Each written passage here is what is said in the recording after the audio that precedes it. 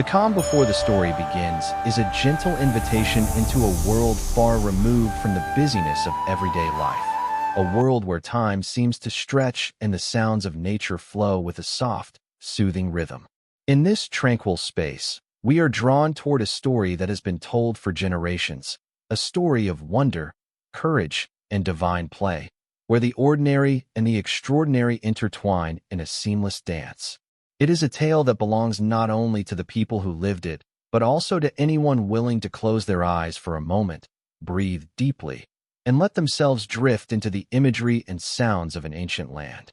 As we settle into this narrative, it is important to allow the mind to slow down, to feel the gentle rise and fall of each breath, and to imagine the air carrying the faint scent of river waters and flowering trees. This is the threshold of Vrindavan, where Krishna, the playful and divine child, begins to reveal the many layers of his character, his wisdom, and his connection with the world around him. It is here that we start our journey, not in a rush, but with patience and a quiet sense of anticipation, letting each moment stretch and unfold naturally. The story of Krishna and the Serpent Kaliya is not just a tale of conflict. It is also a story of harmony, of the delicate balance between power and compassion, mischief and responsibility, danger and serenity.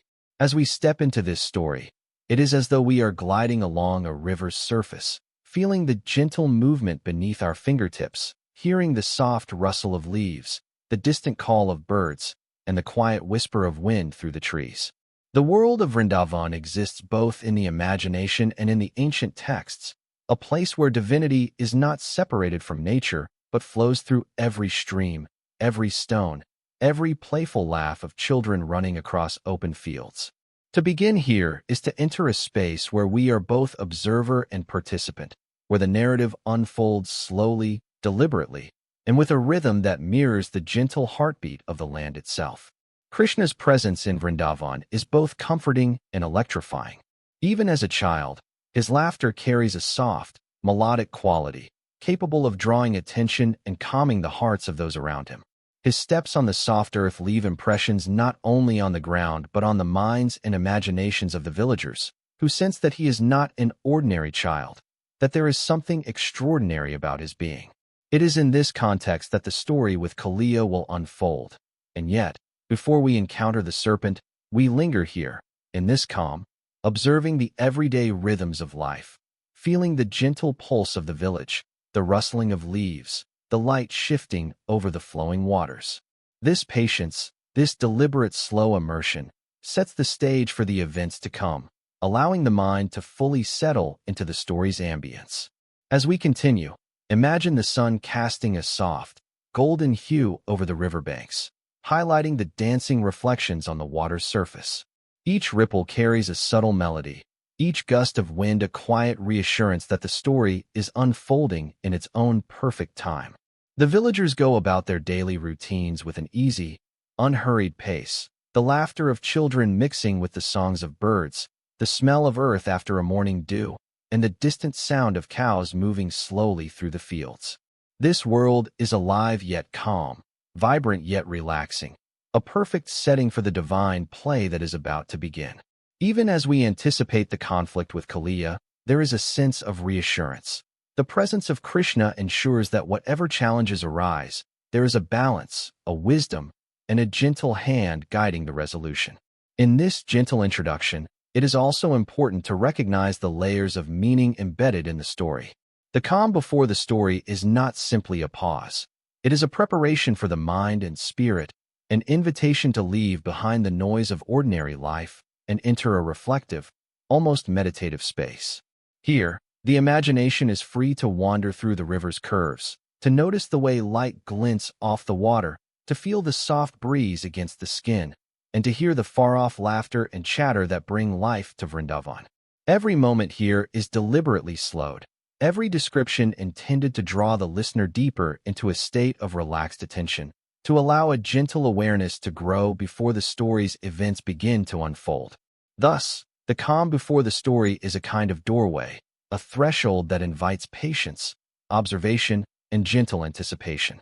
It is the quiet before movement, the pause before music, the soft intake of breath before the heart begins to race.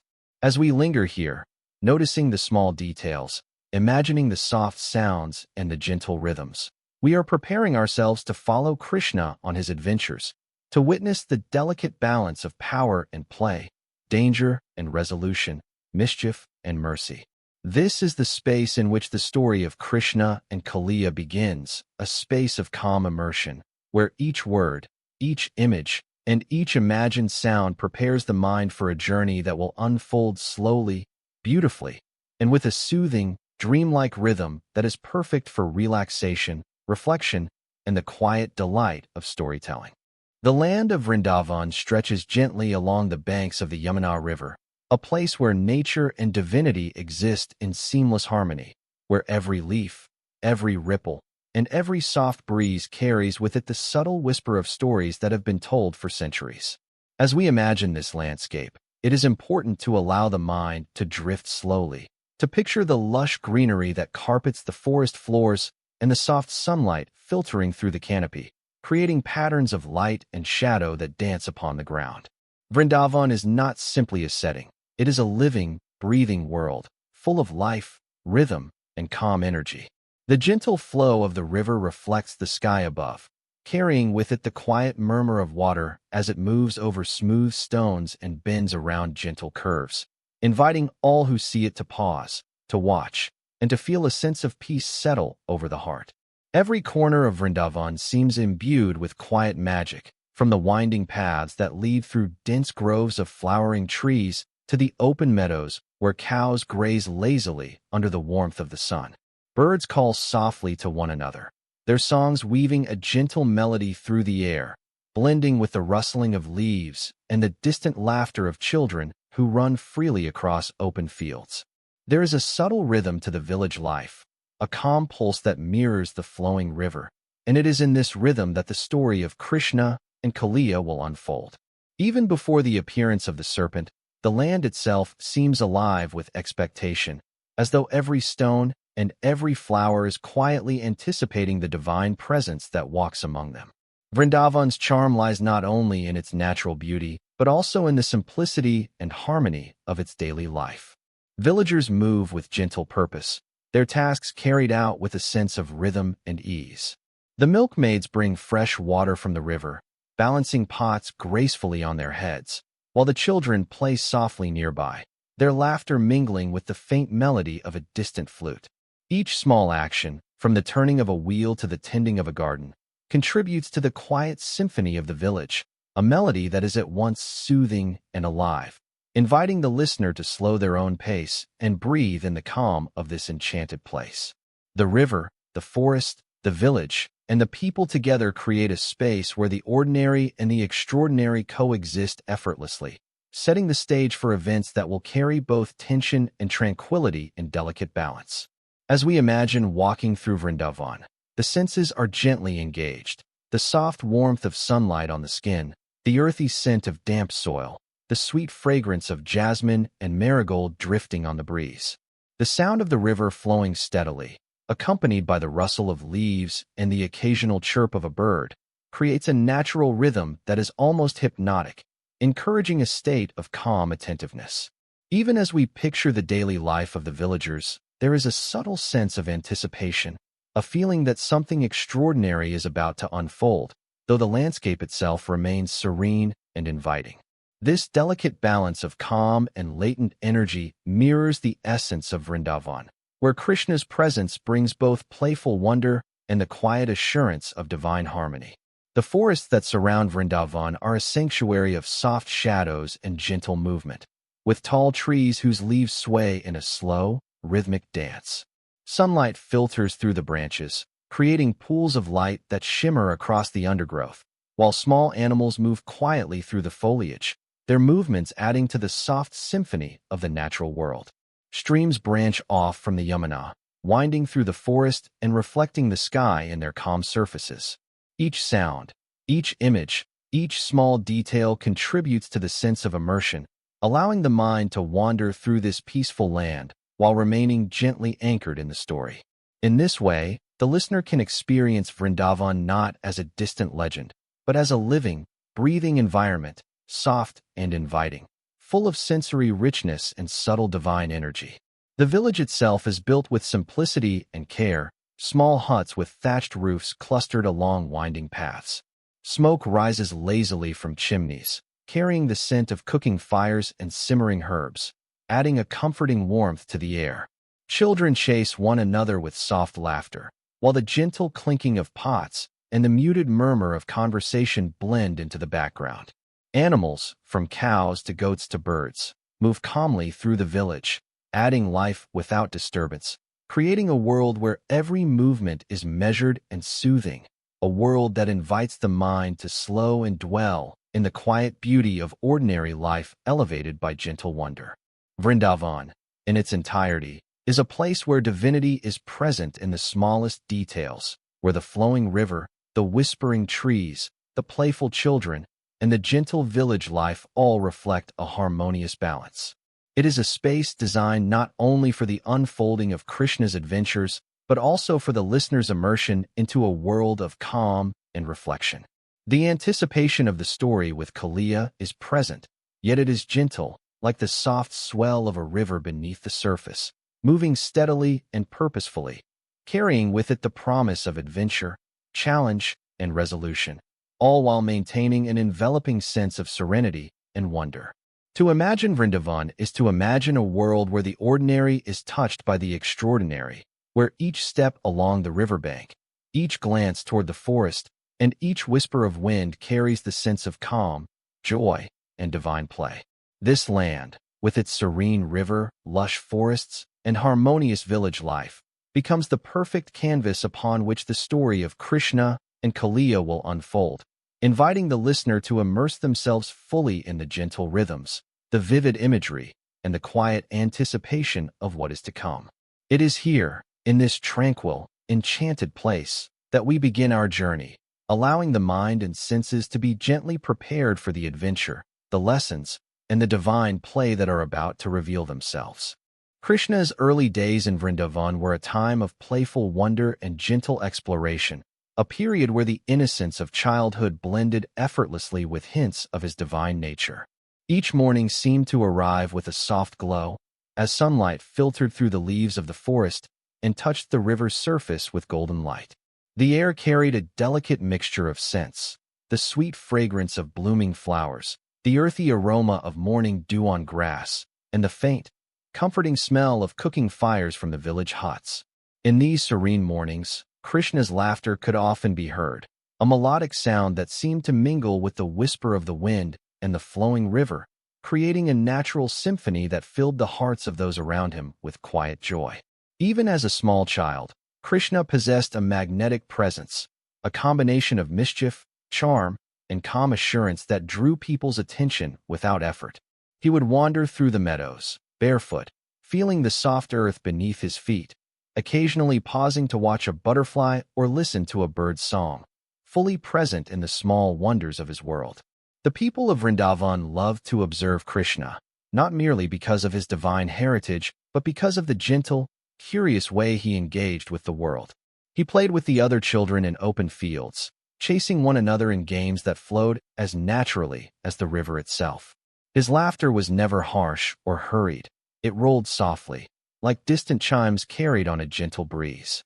When he interacted with animals, there was a remarkable calmness in his movements.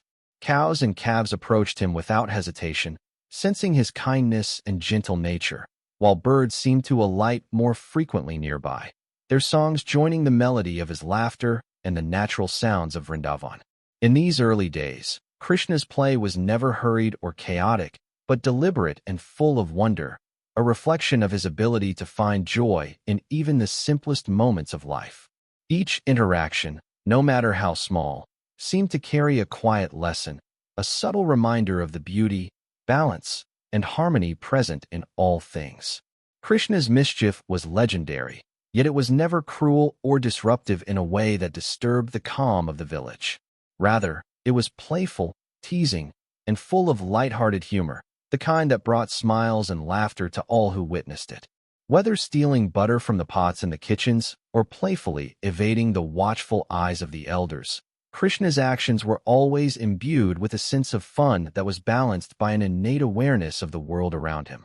Observing him, one could feel the rhythm of his movements, the gentle flow of his energy, and the subtle hints of his divine essence, as though each playful act was a small ripple that expanded outward, touching the hearts of everyone present. This balance of mischief and calmness created a unique harmony in Vrindavan, a sense that life itself could be both joyful and serene, full of laughter yet rooted in gentle awareness. In addition to his playful activities, Krishna displayed early signs of profound wisdom and compassion. Even as a child, he seemed attuned to the emotions of those around him, noticing when someone was sad or weary and offering comfort with a soft word, a gentle touch, or a small gesture of kindness. His interactions with the villagers were never hurried. He would pause, observe, and respond with the patience of one who understands that every living being has its own rhythm and needs. This early awareness of the world, combined with his natural curiosity, allowed Krishna to experience life deeply, noticing details that others might overlook. The glint of sunlight on a river stone, the gentle sway of a tree branch in the breeze, the quiet resilience of a flower growing through the soil. Each small observation became part of the tapestry of his early life, contributing to the sense of wonder, calm, and gentle wisdom that would define him throughout his adventures. Krishna's family also played an important role in shaping the gentle rhythm of his early days. The love and care of his parents provided a foundation of security and warmth, while the playful interactions with his siblings and cousins created a sense of community and shared joy. Even within the family setting, Krishna's actions carried a sense of calm authority, a soft guiding presence that balanced his playful mischief. His laughter would often ripple through the household, a sound that encouraged lightness and relaxation, while his quiet attentiveness offered reassurance and comfort.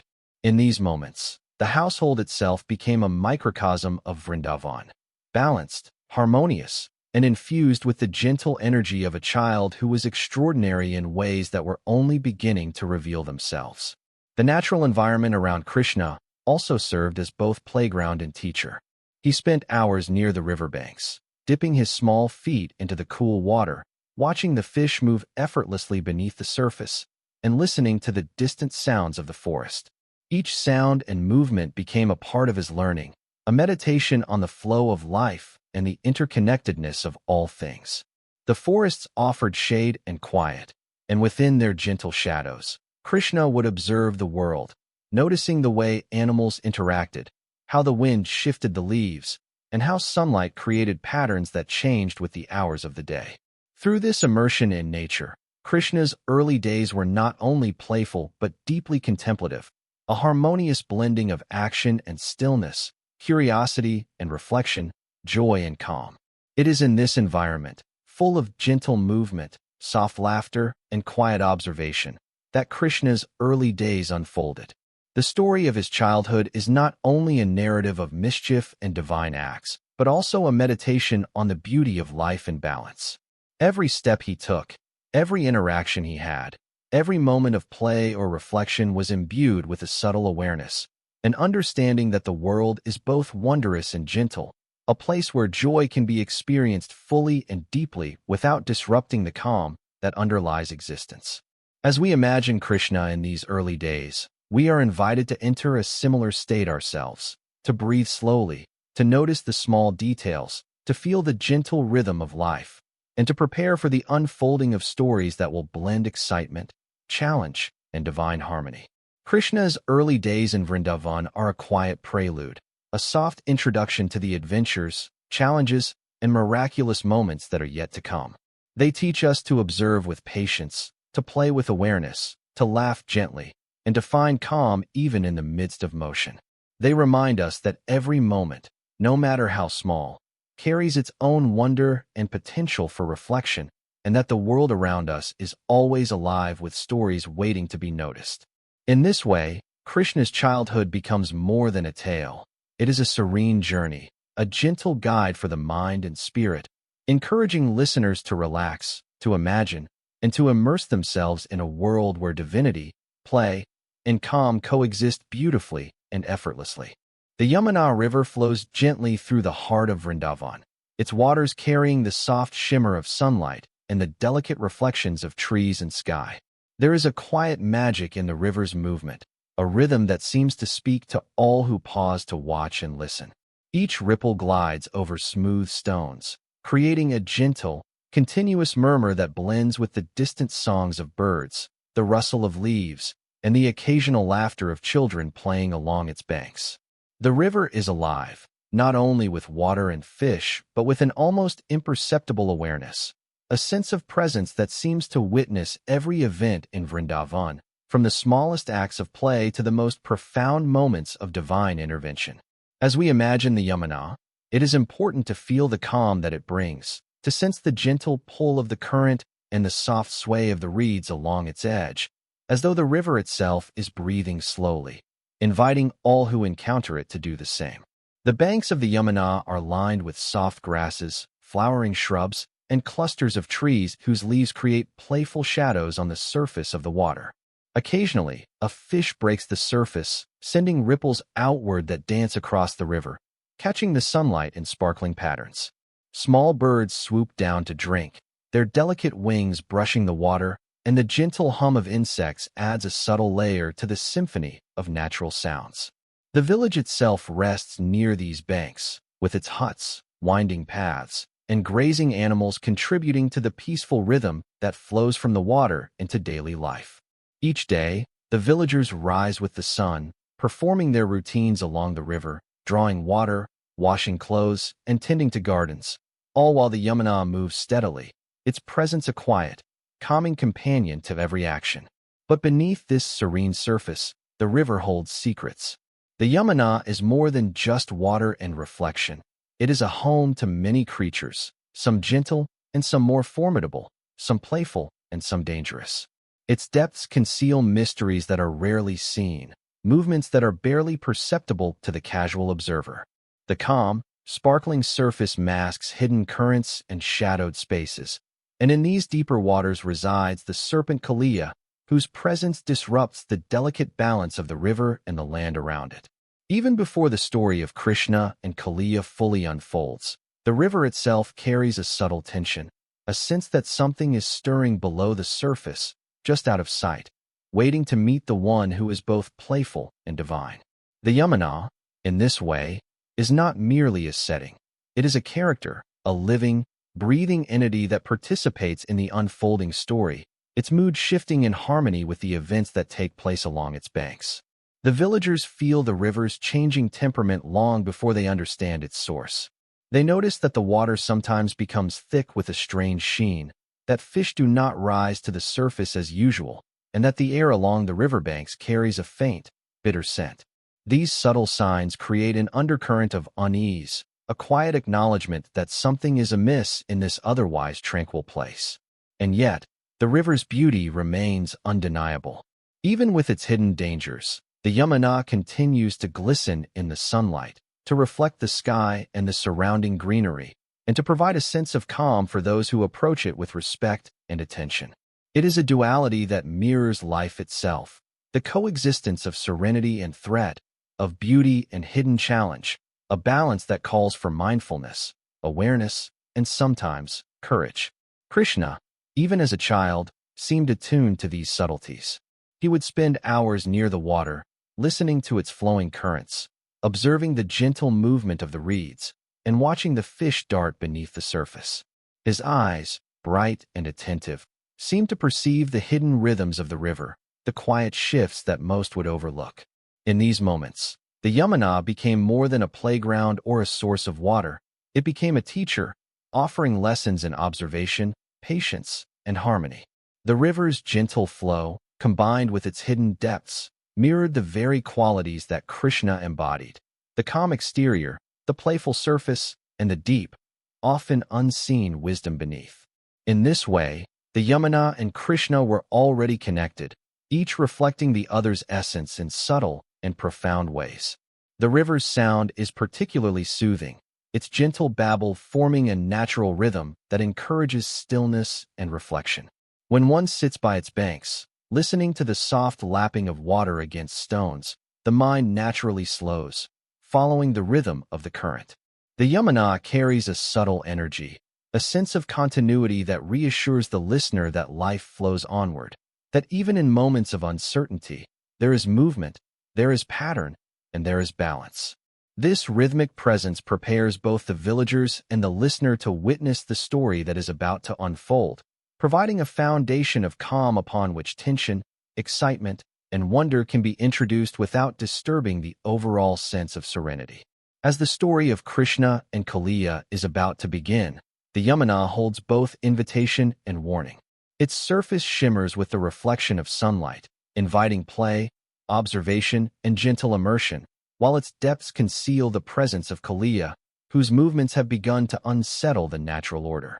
The river's dual nature becomes a central part of the narrative, a reminder that calm and danger can coexist, that beauty and threat often share the same space, and that the divine often interacts with the world through subtle, layered phenomena.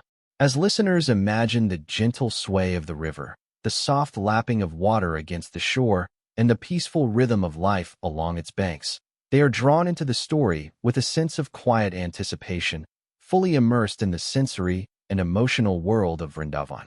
Through all of this, the Yamuna continues its journey, flowing steadily past forests, meadows, and village huts, reflecting the sky and nurturing life along its way. It is a presence both grounding and mysterious, a flowing character that sets the stage for the meeting between Krishna and Kaliya. As we linger by the river, listening to its gentle murmurs and imagining its hidden depths, the story slowly unfolds in the mind, each ripple, each reflection, and each soft sound creating the perfect atmosphere for a tale of courage, divine play, and eventual restoration of balance. The Yamuna is alive, serene, and ever-moving, a gentle guide into the heart of the story, carrying the listener forward with calm, immersive continuity. Kaliya, the serpent, dwelled in the deep, shadowed waters of the Yamuna River, a place where sunlight scarcely reached and where the calm surface of the river hid darker currents and silent movements below. His many heads moved with a slow, deliberate grace, each one gliding through the water with a subtle menace, creating ripples that spread outward, distorting the reflections of trees and sky. To the casual observer, the water above Kaliya's lair appeared ordinary, shimmering gently under the sunlight, but beneath the surface, the serpent's presence disrupted the natural harmony in ways both profound and unsettling. Even the fish sensed his movements, scattering in sudden bursts of speed, and the smaller creatures of the river took care to avoid the spaces he occupied. It was a hidden power, patient and watchful, one that had grown over time, affecting the very flow of the river and the lives of those who relied upon its waters. The villagers of Vrindavan felt Kaliya's presence long before they could see him. There was a subtle change in the water, a heaviness that carried a faint bitterness, and a feeling of unease that would settle quietly over anyone who approached the river. Crops along the riverbanks began to wither, and fish became scarce, their absence noticed with quiet concern. The air carried a faint, strange scent that hinted at poison, though it was not overtly harmful in casual exposure. Yet the river no longer offered the same ease and reassurance as it once had. Even amidst the familiar beauty of flowing water and glimmering sunlight, the villagers could sense the disruption, a quiet undercurrent of danger that was both mysterious and inevitable. It was as though the river itself was holding its breath, waiting for the one who could restore balance, the one who could face the hidden darkness without fear. Kaliya's form was both awe-inspiring and frightening. Each of his heads moved independently, eyes glinting with a strange intelligence and awareness.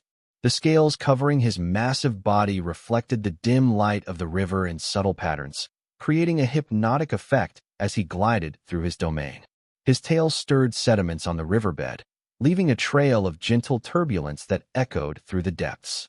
Despite his size and power, there was a deliberate patience in his movements, a quiet watchfulness that suggested he was aware of every ripple, every fish, every minor change in the river around him. It was a presence that demanded respect, not merely fear, a reminder that nature itself could hold both beauty and danger within the same space. Even though Kaliya was a threat to Vrindavan, his existence was not purely malevolent. The serpent represented a natural force, one that had become unbalanced through time, feeding off the energy of the river and creating a tension that affected the surrounding land.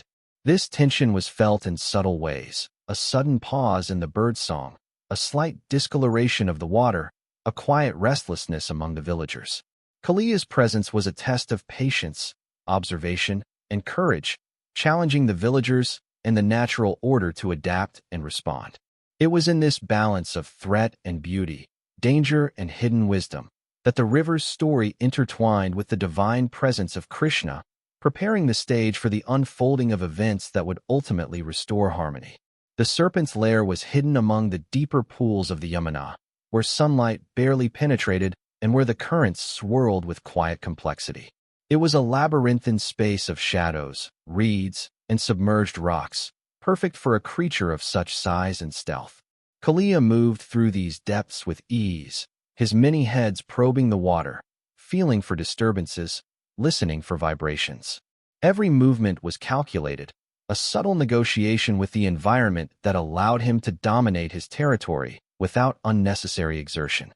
From above, the river seemed calm and inviting, but this hidden depth of movement and quiet power underscored the dual nature of the river itself: a source of life and serenity on the surface, a space of mystery and latent danger below.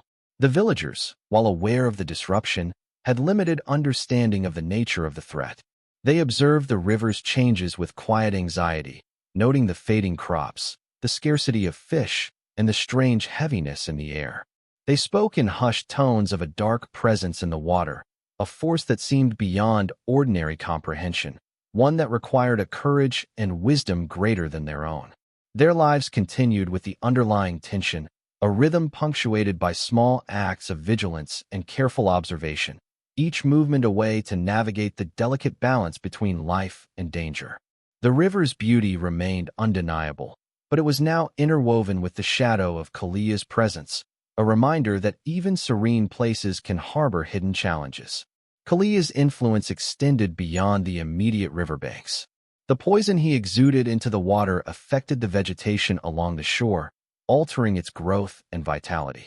The air sometimes carried faint hints of this disruption, subtly sensed by those who spent time near the river. Even animals that depended on the river's waters adjusted their routines, approaching cautiously or avoiding certain areas entirely.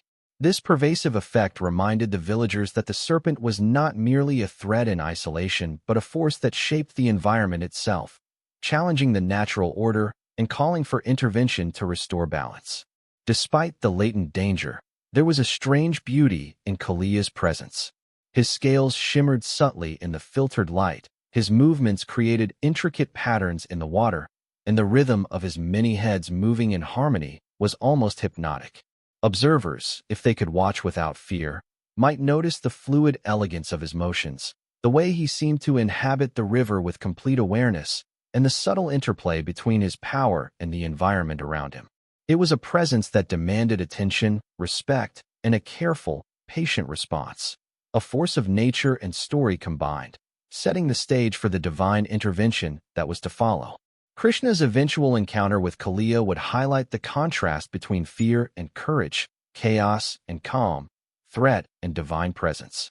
The serpent's strength and mastery of his domain would be met with Krishna's playful, fearless, and serene approach, creating a narrative that is at once tense and mesmerizing, yet deeply comforting when experienced through the lens of storytelling designed for relaxation and reflection. Even before the direct encounter, the listener is invited to appreciate the layers of Kaliya's character, a creature of power, intelligence, and subtle beauty, whose presence shapes the world around him and whose eventual transformation will underscore the themes of compassion, balance, and harmony. In this way, Kaliya becomes more than a villain or threat. He is a living force, a character whose movements, presence, and influence shape the story and the environment alike. His many heads, his patient grace, and the subtle menace he carries beneath the river's calm surface create a sense of tension balanced by the beauty and serenity of Vrindavan, preparing the listener for a tale that is both immersive and soothing, filled with sensory richness, gentle contrasts, and the quiet anticipation of divine play. The arrival of trouble in Vrindavan was subtle at first, almost imperceptible, like the quiet shift in the wind before a gentle storm. The villagers noticed small changes in their daily routines and the natural rhythms they had come to rely upon. The river, once clear and inviting, began to show hints of discoloration, a slight heaviness in the water that made drawing it for daily use feel different, almost tense. Fish became less abundant, and the usual playful movements of river creatures grew sparse, hesitant. The cows and other grazing animals, normally calm and steady in their movements, occasionally paused near the water's edge, sensing something unseen yet profoundly unsettling beneath the surface. It was a quiet but persistent disturbance, a ripple of unease that spread through the village like a faint, continuous hum, noticed by all but understood by few.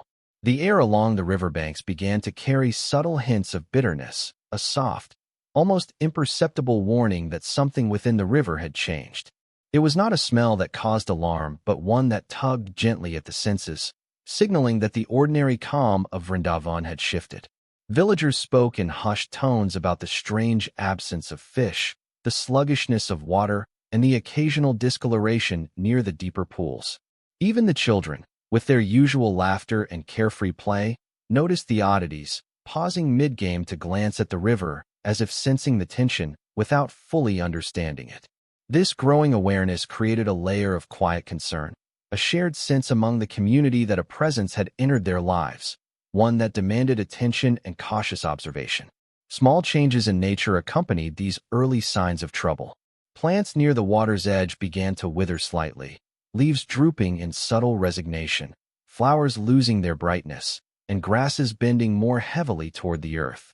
Birds that once filled the skies with their songs now flew in more scattered patterns, their chirping subdued, as if the energy of the land itself had shifted in response to the disturbance. The serene beauty of Vrindavan remained, yet there was a new, underlying tension that created contrast, a reminder that even the most peaceful environments contain hidden dynamics that influence life in profound ways. Every ripple in the river, every pause of the wind through the trees, every hesitation of an animal became a quiet signal, evidence that the harmony of the land had been challenged by forces beneath the surface.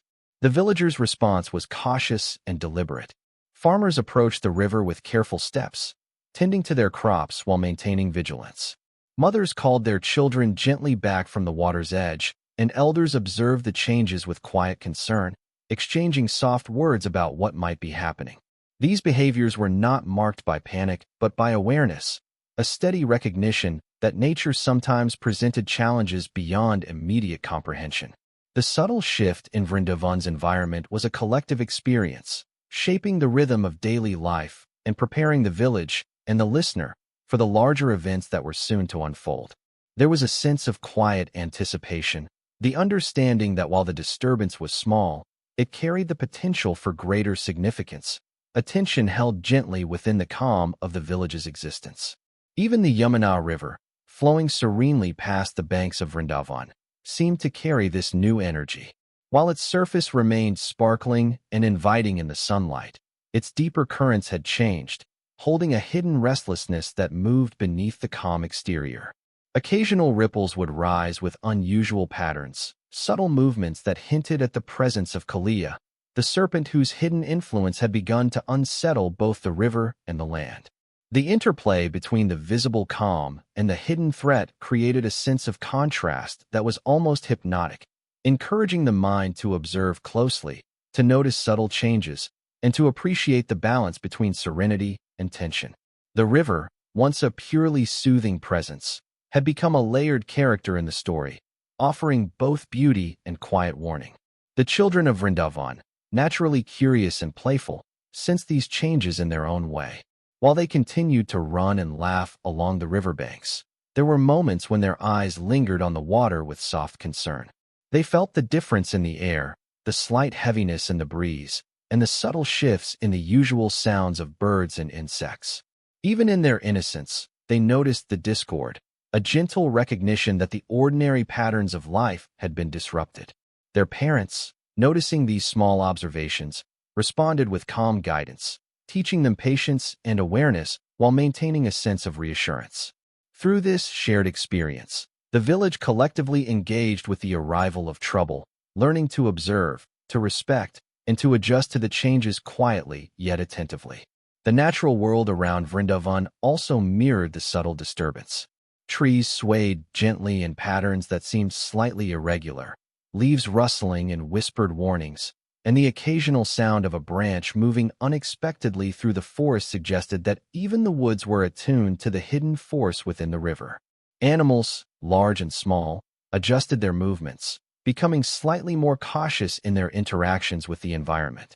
This pervasive awareness created a sense of tension that was never overwhelming but persistent, a quiet undercurrent that shaped the rhythm of daily life, encouraging mindfulness, attentiveness, and a gentle respect for the forces at work.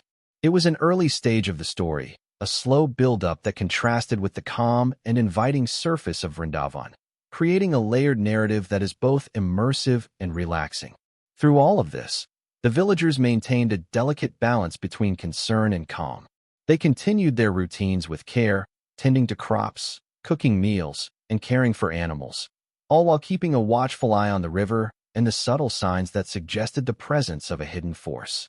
This balance reflected the resilience of Vrindavan, the ability of its people to coexist with change and uncertainty while preserving the serenity that defined their daily lives. The gentle tension introduced by Kaliya's hidden influence set the stage for the coming events, creating contrast without alarm, maintaining a sense of immersive calm for the listener while preparing the mind for the story's unfolding conflict and resolution. The arrival of trouble, then, is not abrupt but gradual, a slow layering of subtle signs, shifts in nature, and quiet awareness among the villagers. It is in these small changes, the ripple of water, the pause of a bird, the droop of a flower, that the story begins to take shape. Listeners are invited to observe these details with calm attention, to immerse themselves in the sensory world of Vrindavan, and to experience the gentle buildup of tension that will soon meet the fearless, playful presence of Krishna. In this way, the village, the river, the forest, and all its inhabitants become active participants in the story, their lives intertwined with the hidden threat that quietly grows beneath the surface, creating a richly layered narrative that is both soothing and compelling. Krishna's awareness of the subtle disturbances in Vrindavan grew slowly, like the soft unfolding of dawn over the river. Even as a child, he possessed an uncanny sensitivity to the rhythms of the world around him, noticing changes in the air, the movement of water, and the smallest shifts in the natural environment. The Yamuna, which had always been a source of gentle amusement and quiet reflection, now carried a tension beneath its shimmering surface, a quiet restlessness that he perceived with effortless clarity. Where others saw ordinary ripples, Krishna sensed the hidden currents, the silent disturbances that hinted at a presence both powerful and unpredictable.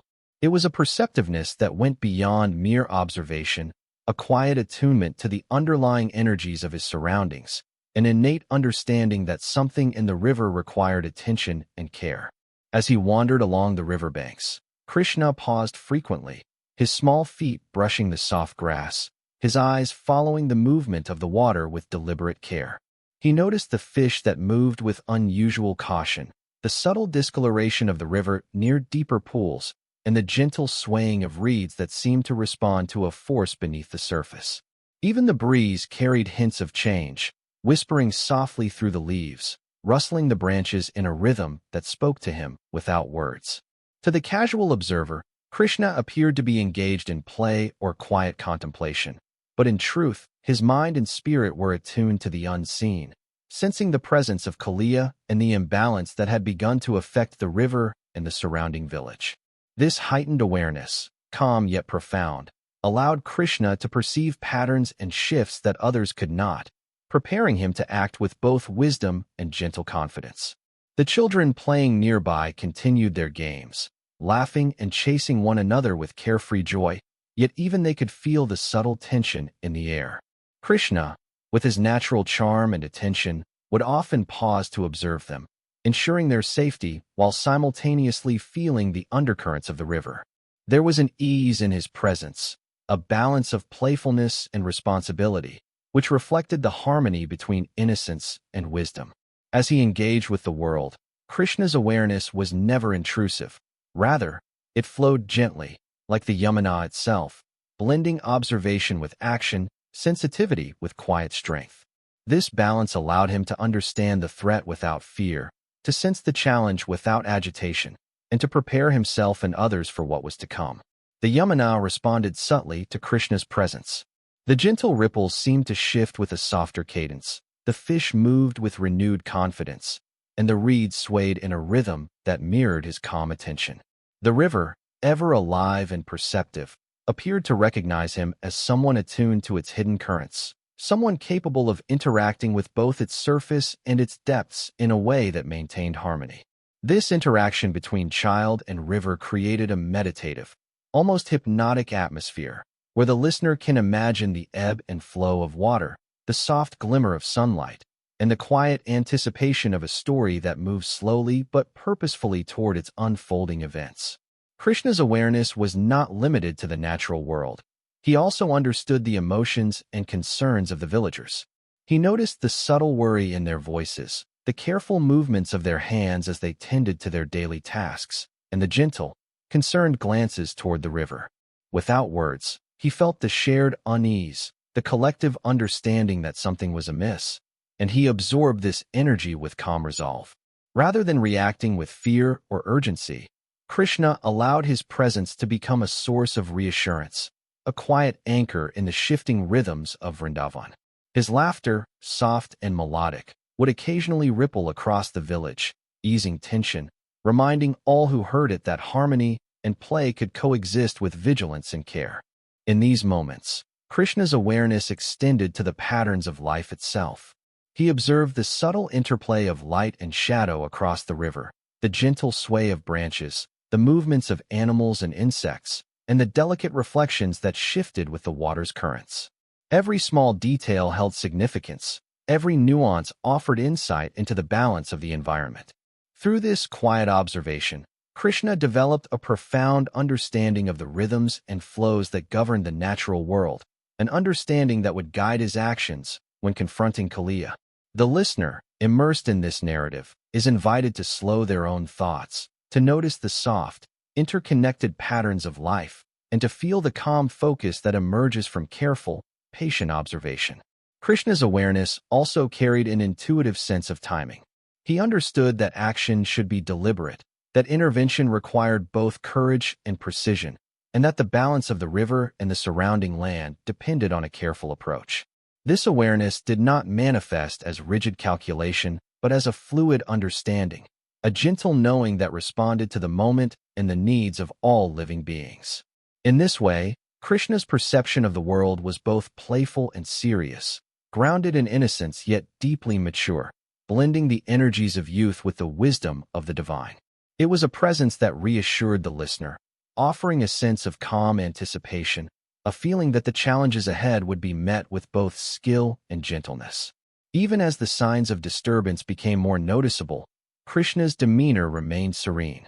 He approached the river with quiet confidence, dipping his small feet into the water, feeling its subtle shifts, and listening to the soft murmur of currents that carried hints of Kaliya's hidden presence. His movements were unhurried, each step deliberate and connected to the environment, reflecting a deep harmony with the rhythms of life around him.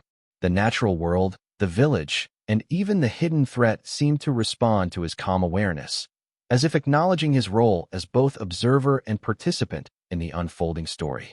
Through this immersive awareness, Krishna began to prepare, not only himself but the environment, for the events that would follow. The river, the reeds, the fish, and the air itself seemed to align subtly with his presence, creating a space in which tension and calm coexisted, a rhythm that would allow the story of his encounter with Kaliya to unfold in a way that is both exciting and soothing. Listeners are invited to follow this rhythm, to feel the gentle rise and fall of anticipation, to notice the soft textures of the environment, and to engage in the meditative observation that mirrors Krishna's own awareness. In this state, the narrative becomes not only a story of conflict and courage, but also an experience of calm reflection, gentle attention, and immersive sensory connection. Krishna's awareness, then, is both the lens through which the story begins to take shape and the gentle anchor for the listener's experience. It balances vigilance with serenity, observation with playfulness, and sensitivity with quiet courage. In preparing to confront the hidden presence of Kaliya, Krishna exemplifies a mindful, deliberate approach to life, one that is in harmony with both the natural world and the human spirit. Through this, the listener is drawn into a deeply relaxing, immersive journey, feeling the calm attentiveness of a child who is also divine, aware of every ripple, every shift, every quiet sign, and ready to act with gentle confidence when the moment arrives. Krishna approached the river with the serene confidence of one who is deeply attuned to the natural world, his small feet moving softly over the earth, barely disturbing the dew-kissed grass beneath him. The sunlight filtered through the trees, casting gentle, shifting patterns across his path, and creating a delicate interplay of light and shadow that mirrored the calm, yet layered rhythm of his own awareness. As he neared the water's edge, the Yamuna flowed steadily, its surface glimmering in the soft morning light, reflecting the canopy of leaves above and the occasional ripple of movement beneath. There was a subtle tension in the air, a quiet undercurrent that suggested the presence of something hidden, a force that had been quietly influencing the river and its surroundings.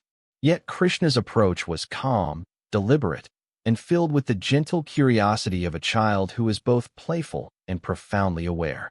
The river seemed to respond to his presence, the soft lapping of water against stones carrying a rhythm that mirrored his measured steps. Fish darted quietly beneath the surface, moving with a cautious but almost reverent grace as though recognizing the extraordinary nature of the one approaching. Reeds and grasses along the banks swayed gently in the breeze, bending slightly toward him in a subtle acknowledgement of his connection to the environment. Even the distant birds seemed to sense a shift, their songs softer and more melodic, blending harmoniously with the gentle murmur of the flowing water.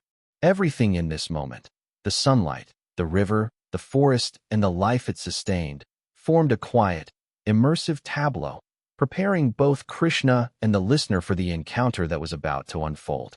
As Krishna observed the river, he noticed the subtle distortions in the water's surface, small ripples that moved independently of the current, suggesting something massive beneath the calm exterior. The Yamuna, while beautiful and soothing to the eye, held hidden currents that spoke of the presence of Kaliya, the many-headed serpent whose quiet menace had been felt by the villagers for some time. Krishna's awareness allowed him to see patterns in these disturbances, to anticipate the movements of the serpent and the flow of the river around him. There was no fear in his approach, only a calm curiosity and a deep, intuitive understanding that every ripple, every shadow, every change in the water was part of a larger, interconnected rhythm. This awareness was both grounding and meditative, allowing the listener to settle into the scene and feel the slow, deliberate unfolding of events. The banks of the Yamuna were lush and alive, dotted with flowering shrubs, soft grasses, and clusters of trees whose branches dipped gracefully toward the water. The air was filled with the fragrance of jasmine and marigold, mingling with the earthy aroma of damp soil and river stones. Each sensory detail seemed to enhance the quiet anticipation of the moment, creating an immersive environment where tension and serenity coexisted harmoniously.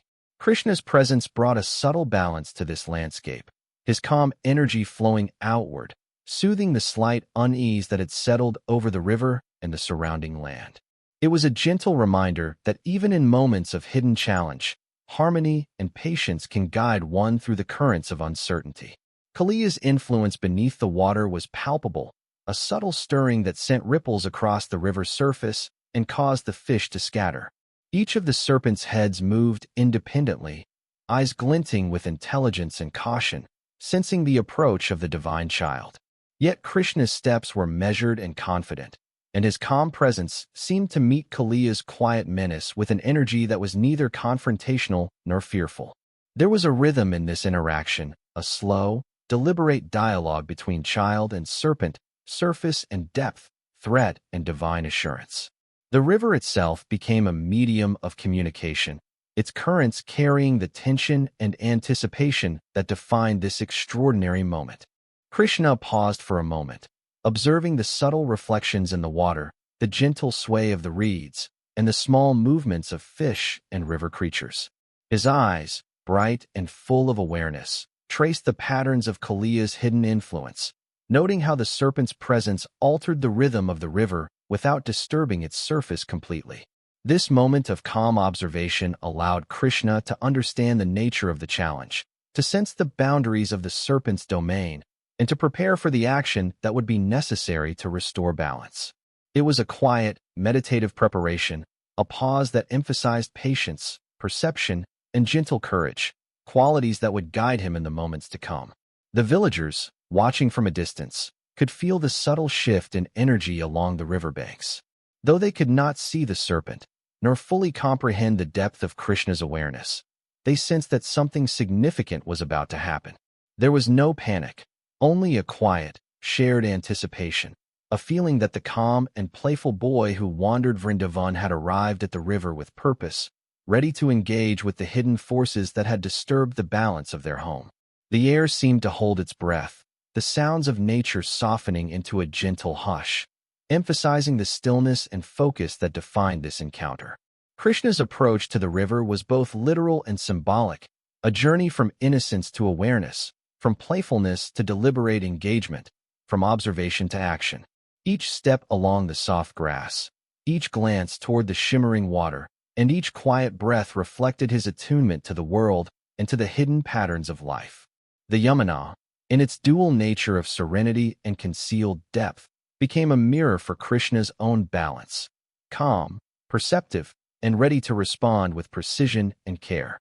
The listener, immersed in this narrative, is invited to experience the slow unfolding of tension and observation, to feel the rhythm of water and wind, to notice the subtle interplay of light, movement, and anticipation, and to enter fully into the sensory and emotional world of Vrindavan at this crucial moment. As Krishna moved closer to the deeper pools of the river, the ripples on the surface became more pronounced, hinting at Kaliya's hidden presence. Yet there was no fear in Krishna's heart, only a quiet, confident curiosity and a readiness to act in harmony with the natural rhythms of the river. His awareness of every detail, the shimmer of scales beneath the water, the gentle rise of a ripple, the faint sway of aquatic plants, allowed him to anticipate the serpent's movements and to prepare for the encounter that would soon unfold. The river, the forest, the village, and even the hidden serpent all seemed to pause together, suspended in the calm anticipation of the meeting between divine playfulness and concealed power. In this serene and deliberate approach, Krishna embodies the qualities that make the story both captivating and relaxing: awareness, patience, harmony, and quiet courage. The listener, drawn into this immersive experience, feels the subtle tension and the gentle anticipation, experiencing the unfolding events with a sense of calm reflection and deep engagement with the sensory world. The stage is set, the river awaits, and the hidden currents carry the promise of an encounter that will be as transformative as it is immersive, blending danger and serenity, observation and action, anticipation and resolution, all within the gentle rhythm of Vrindavan and the Yamuna River. As Krishna moved closer to the deeper pools of the Yamuna, the first glimpse of Kaliya became visible, though only partially, as if the serpent were cautiously revealing itself to the observer.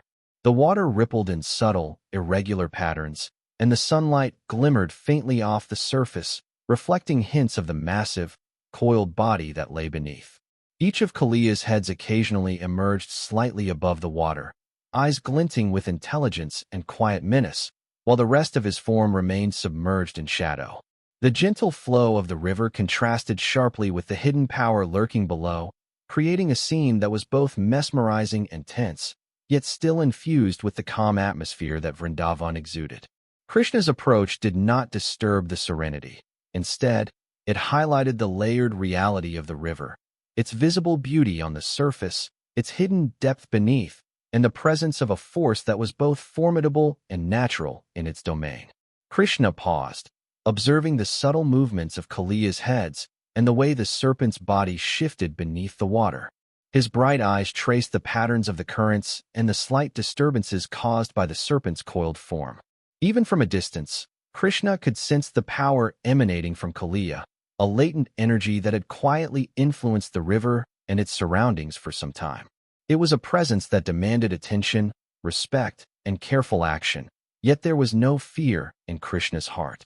His awareness, patience, and harmony with the natural world allowed him to engage with the serpent without panic or aggression, setting the tone for a confrontation that was both deliberate and graceful. The river itself seemed to acknowledge this first glimpse, responding subtly to Krishna's presence. Ripples shifted in slower, softer patterns, and the water's surface shimmered with a gentle rhythm, as if holding its breath in anticipation of the events about to unfold.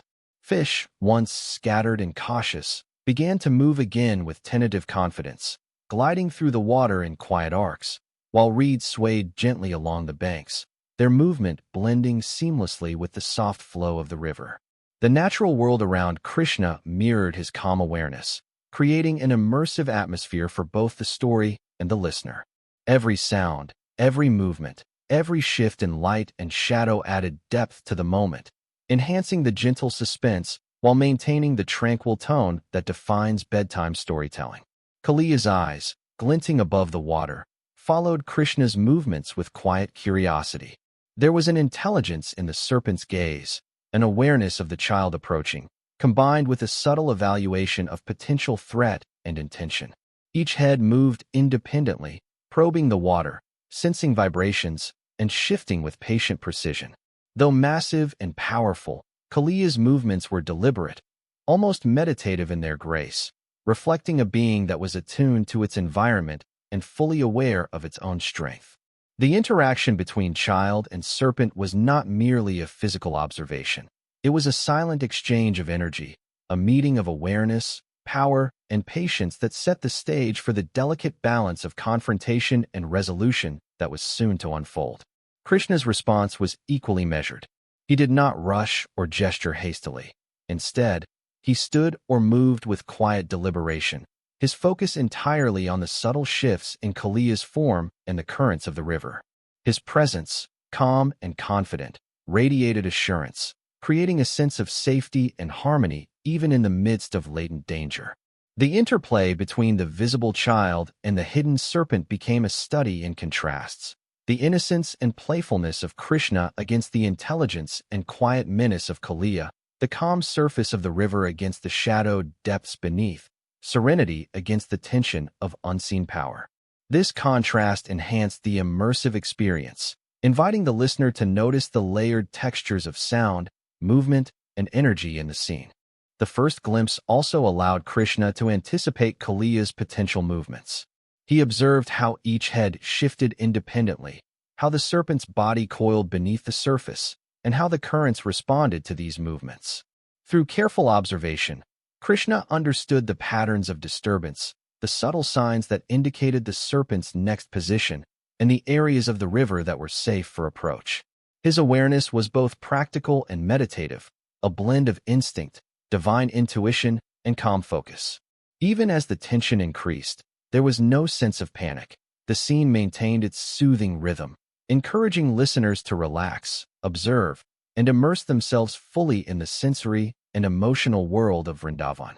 The villagers, watching from a distance, could sense the shift in energy along the riverbanks. Though they could not see Kaliya clearly, they felt the presence of both the serpent and Krishna, the quiet tension and calm resolve coexisting in the same space. There was a shared understanding among them that something extraordinary was unfolding, a divine play that balanced danger with serenity, action with patience, and tension with calm.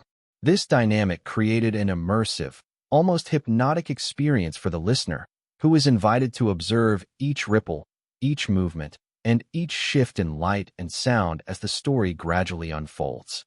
Even the gentle sounds of the forest seemed to adjust to the moment. Leaves rustled with a softer cadence. Birdsong became intermittent and melodic, and the distant hum of insects blended harmoniously with the flowing water. Every element of the environment contributed to a sense of quiet anticipation, creating a rhythm that was immersive yet relaxing. The first glimpse of Kaliya was not meant to incite fear, but to heighten awareness, to draw attention to the balance between surface beauty and hidden depth, between visible serenity and underlying challenge. It was a moment that emphasized observation, patience, and careful engagement, themes that would continue throughout the story as Krishna prepared to restore balance to the river. Krishna's connection with Kaliya in this first glimpse was not merely visual. It was a deep, intuitive interaction. He sensed the serpent's presence in the water, the slight shifts of current and energy, and the subtle vibrations that resonated through the riverbed. This connection allowed Krishna to understand Kaliya's nature, to perceive the intelligence and power beneath the many-headed form, and to prepare mentally and spiritually for the confrontation that would follow. Even as the listener imagines this quiet exchange, there is a sense of immersive calm, a feeling of moving slowly through a story where tension exists without chaos, where awareness and patience create a serene and reflective space. In this way, the first glimpse of Kaliya becomes a pivotal moment in the narrative. It introduces the hidden force, establishes the contrast between calm and threat, and sets the stage for the unfolding encounter. The listener is invited to experience the layered sensory and emotional details, the glimmering surface of the river, the coiled shadow beneath, the subtle movements of the fish and reeds, the gentle sway of trees, and the quiet, confident presence of Krishna. This moment blends tension and serenity, observation and anticipation, creating an immersive, relaxing, and richly detailed scene that prepares the mind and imagination for the divine play and eventual resolution to come. Krishna, having observed Kaliya's many heads and the subtle movements of his massive body beneath the surface of the Yamuna, began to form a playful yet deliberate strategy. His approach was not one of aggression, nor of fear, but of measured curiosity and gentle engagement, a reflection of the unique balance between innocence and divine awareness that he embodied. Every step along the soft riverbank was intentional, and every glance toward the shimmering water carried quiet understanding. The river itself seemed to respond to his rhythm, ripples adjusting subtly, fish moving with renewed confidence, and the reeds swaying as though inviting Krishna into a gentle, calculated dance with the serpent. In this calm, immersive environment, the listener can feel the anticipation building, not as tension or alarm, but as a quiet readiness for the unfolding interaction. Krishna's playful strategy began with observation and subtle movement. He allowed the water to ripple gently with his presence, noticing how Kaliya responded to each small change. The serpent's heads moved with curiosity and caution, testing the surface, sensing vibrations, yet refraining from overt aggression. Krishna, in turn, mirrored the movements with playful grace, his laughter soft and melodic, carrying across the riverbanks in waves that seemed to soothe the subtle anxiety that had settled in the air. It was a dance of attention and awareness, an exchange of energy that emphasized patience, mindfulness, and deliberate action. The serpent, powerful and intelligent, was drawn into this rhythm, responding to Krishna's playful nudges and calm presence with cautious engagement. Each of Krishna's movements was designed to provoke awareness without fear. He dipped his small feet lightly into the water, creating minor ripples that spread outward, testing Kaliya's reactions and observing the patterns of disturbance. With gentle, rhythmic gestures, he drew the serpent's heads one by one, subtly encouraging them to lift and move without ever startling or threatening. The interaction was deliberate, a balance of curiosity and control, showcasing Krishna's divine intelligence and his ability to harmonize with natural forces rather than dominate them. The river's current, the subtle shifts in light and shadow, and the quiet movements of surrounding reeds and trees all played a part in this immersive tableau, inviting the listener to feel the rhythm and flow of the scene. Krishna's strategy was also rooted in understanding the nature of Kaliya. He recognized the serpent's intelligence, the deliberate patience in his movements, and the quiet power that lay beneath the water. Rather than confronting Kaliya with force, Krishna relied on observation, timing, and playful guidance to influence the serpent's actions. This approach created a sense of calm control, allowing the story to unfold gradually and meditatively, without alarm or haste. The listener is drawn into the serene and intricate choreography of the interaction, feeling both the hidden tension and the overarching calm, reflecting the balance that defines Krishna's character and the immersive storytelling style of Vrindavan. The playful strategy also emphasized the contrast between surface appearances and hidden depths. While the water's surface glimmered with sunlight, concealing Kaliya's massive form below, Krishna moved with a gentle awareness, attuned to the currents, the shadows, and the subtle disturbances that indicated the serpent's presence. Each careful movement, each soft step along the bank, allowed him to interact with the river and the serpent harmoniously, maintaining balance while guiding the hidden force toward eventual surrender. The interplay between visible calm and concealed power reinforced the immersive atmosphere, inviting the listener to notice details of light, sound, and movement while maintaining a sense of relaxed anticipation. Krishna's playful actions also involved rhythmic engagement. He would step lightly into shallow areas, watching the ripples interact with Kaliya's coiled body. Occasionally, he would lean forward, his small hands skimming the water's surface, creating soft arcs that mirrored the serpent's movements beneath.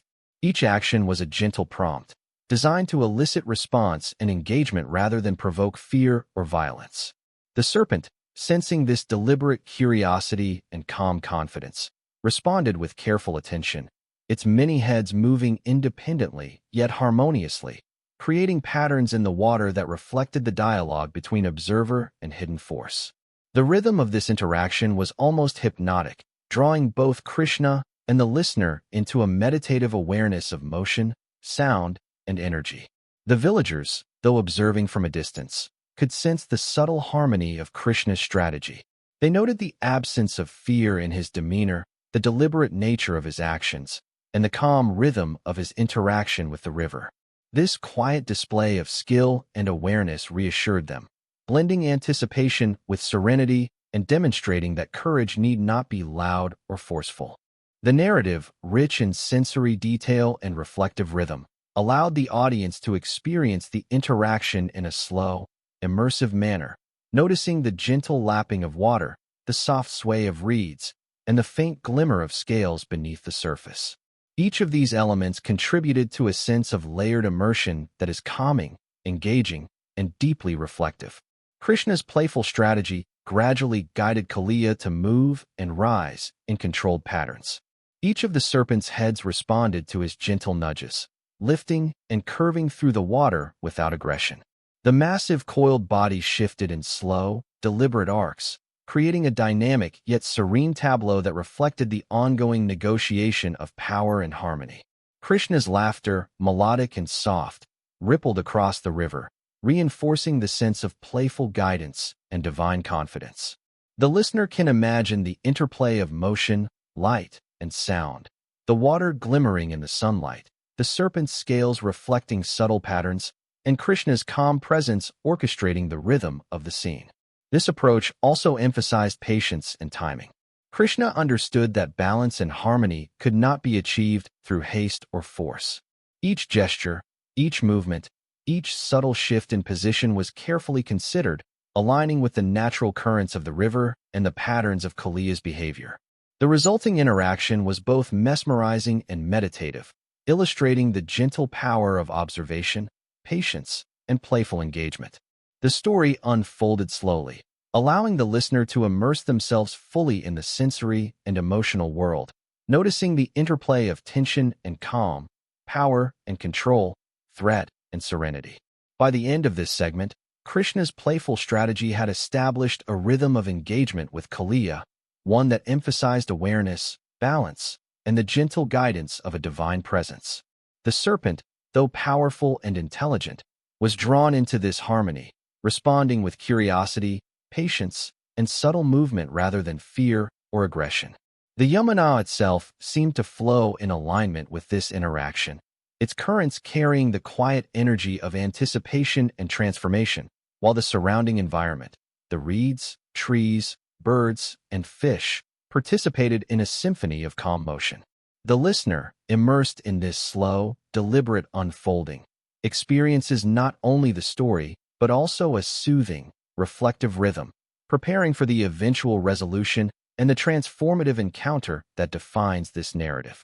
The moment had arrived when the dance between Krishna and Kaliya began, a rhythm both playful and deliberate, infused with calm awareness and divine presence.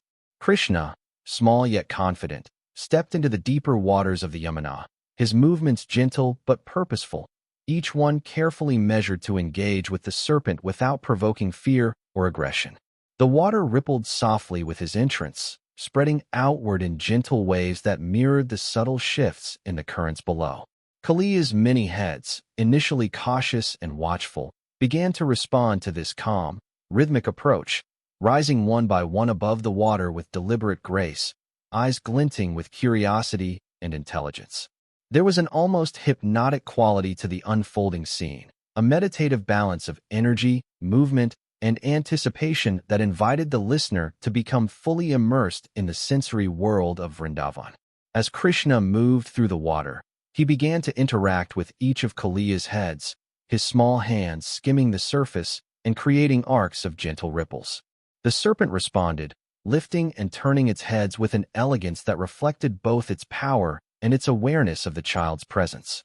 Each head moved independently, creating a complex, undulating pattern that flowed with the rhythm of the river.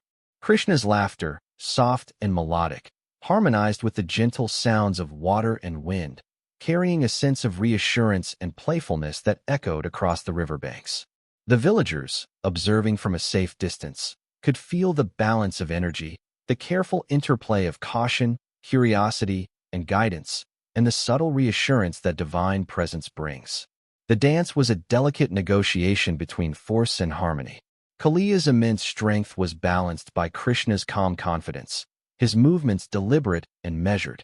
Rather than confronting the serpent with aggression, Krishna allowed the interaction to unfold naturally, guiding the serpent with gentle nudges, rhythmic gestures, and an awareness that transcended the ordinary. Every ripple, every lift of a head, every subtle change in the river's current became part of the story, a testament to the quiet power of observation, patience, and playful guidance. Listeners are drawn into this immersive experience, noticing the patterns of light on the water, the glimmer of scales beneath the surface, and the soft, melodic sounds of interaction that create a soothing yet compelling rhythm. Krishna's engagement with Kaliya highlighted the contrasts between fear and courage, power and serenity, hidden menace and divine play. The serpent, though massive and intelligent, was gradually drawn into the rhythm of the child's movements, responding not with hostility but with cautious curiosity. Each head's motion became a reflection of the underlying dialogue, a conversation without words, a gentle exchange of energy and intention. The river itself participated in this interaction, its currents flowing in response to Krishna's steps, its surface reflecting the sunlight in shifting patterns that mirrored the elegant arcs of movement. It was a dance of observation and engagement, of subtle influence and measured response, allowing the story to unfold slowly and meditatively. The surrounding environment contributed to the immersive atmosphere. Reeds along the banks swayed gently with the movement of water, their soft rustling blending with the melodic calls of birds and the quiet hum of insects. Sunlight filtered through the leaves, casting dappled patterns across the river and the figures within it, creating a visual rhythm that harmonized with the motion of Krishna and the serpent. Even the fish and other river creatures, previously cautious and scattered, moved with renewed confidence, their paths tracing gentle arcs through the water as though participating in the quiet symphony of the dance. This rich layering of sensory details enhanced the meditative quality of the narrative, allowing the listener to immerse fully in the story while maintaining a sense of calm and relaxation. Krishna's strategy relied not only on movement, but on timing and intuition. He understood the subtle patterns of Kaliya's behavior, the shifts in the serpent's posture, and the energy that flowed through the river. Each gesture was carefully considered, each motion aligned with the natural currents, and each interaction guided by a sense of harmony rather than force. The dance became a reflection of the balance between caution and curiosity, patience and engagement, divine presence and hidden power. Listeners are encouraged to notice the gentle cadence, the interplay of light and shadow, the soft ripple of water, and the hypnotic rhythm that emerges from the careful choreography of motion and awareness. The dance also illustrated the transformative power of gentle guidance. As Krishna moved, Kaliya gradually began to align with his rhythm, each head following the patterns of ripples and gestures without resistance. The serpent's immense energy, once a source of tension and latent danger, was drawn into harmony, responding to Krishna's presence with subtle adjustments and graceful movements. The Yamuna itself seemed to flow in alignment with this interaction, its currents carrying the energy of patience, observation, and playful engagement. This transformation, gradual and deliberate, created a sense of satisfaction and calm, illustrating the quiet effectiveness of divine awareness and gentle intervention. Throughout the dance, Krishna's playful presence maintained the atmosphere of serenity and reassurance. His laughter, melodic and unhurried, echoed softly across the river, harmonizing with the gentle flow of water and the quiet sounds of nature. The villagers, though distant, could feel the calming influence of his presence, sensing that the balance of the river and the surrounding land was being restored. This shared experience emphasized the interconnectedness of all elements: the child, the serpent, the river, the environment, and the villagers, each contributing to the harmonious unfolding of events. Even the smallest details became part of the immersive experience. Drops of water sparkling in sunlight, the subtle ripple caused by a lifted head, the gentle sway of submerged plants, all created a rich tapestry of sensory engagement. Listeners are invited to slow their thoughts, to feel the rhythm of the dance, to notice the interplay of tension and harmony, and to experience the story as a meditative, calming journey rather than a hurried sequence of events. The narrative encourages reflection, attention to detail, and a deep appreciation of the natural and divine forces at play. As the dance progressed, the relationship between Krishna and Kaliya became increasingly fluid and harmonious. The serpent, responding to Krishna's gentle guidance, began to rise higher, move more gracefully, and align with the rhythm established by the child. Each head moved in coordination with the others, creating patterns that were both mesmerizing and soothing, illustrating the power of patient, playful strategy over force or fear. The Yamuna, reflecting this transformation, shimmered with renewed clarity, its currents flowing in gentle arcs that mirrored the rhythm of the dance.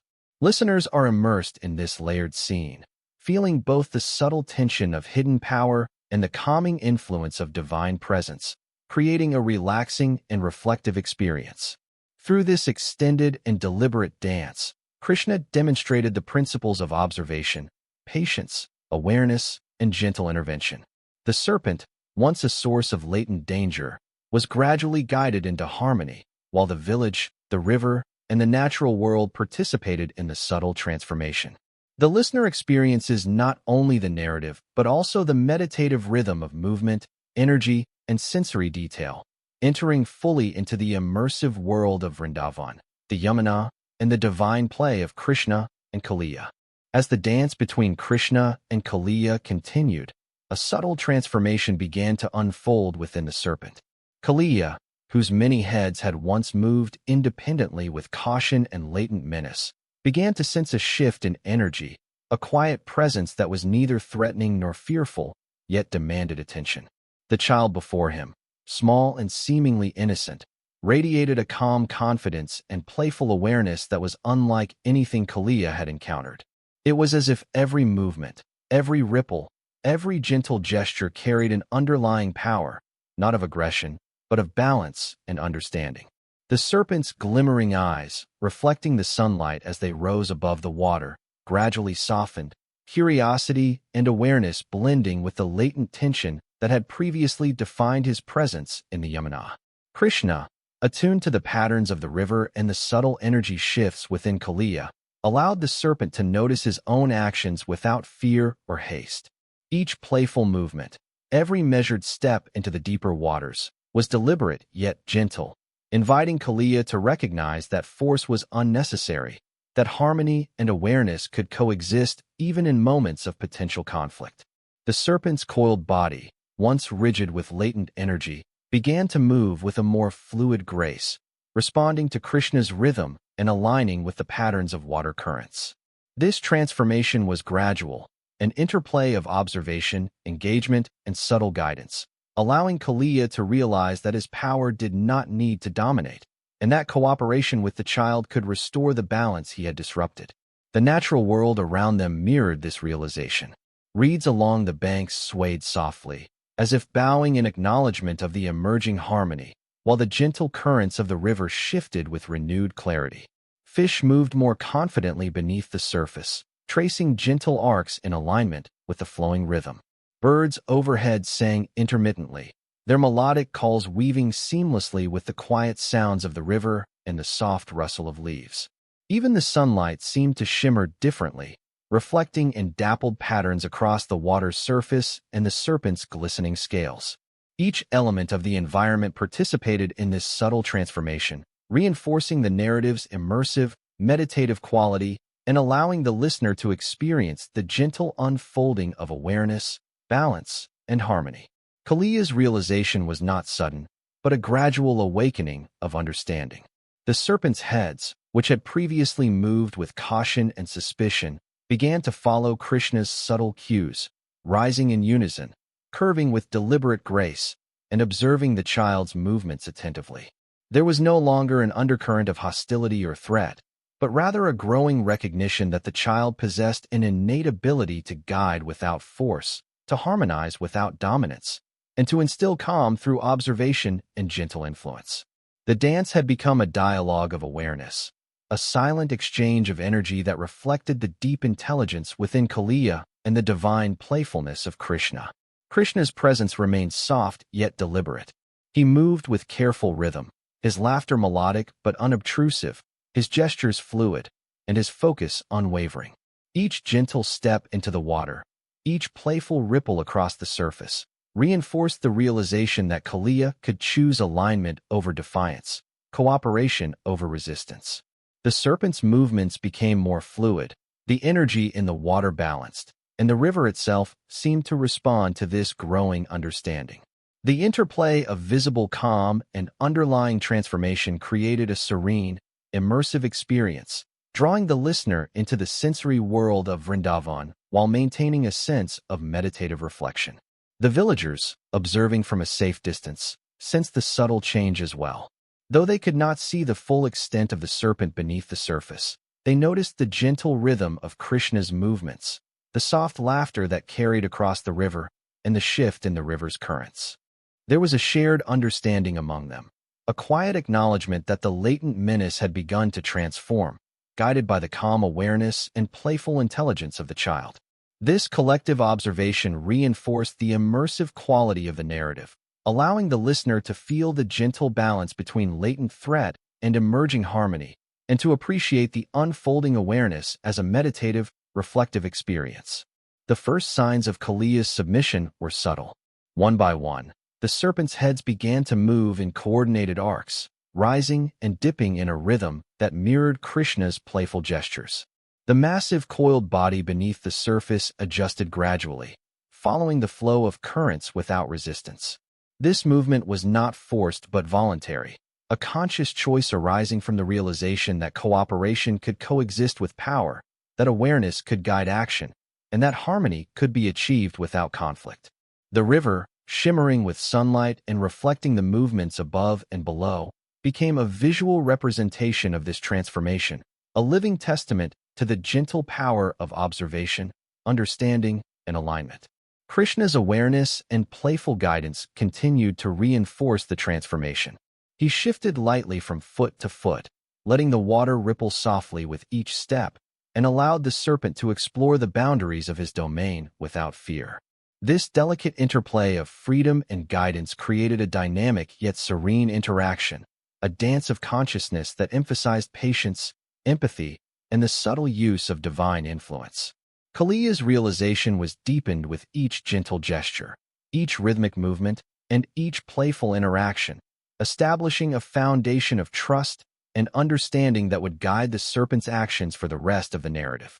The environment around them further emphasized the meditative quality of the scene. Leaves rustled softly, carrying the fragrance of nearby flowers into the air. Birds perched in the trees, occasionally singing gentle notes that harmonized with the flowing water.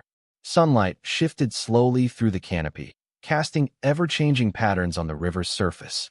Even the distant mountains and hills seemed to pause, their quiet presence reflecting the harmony emerging in the immediate scene.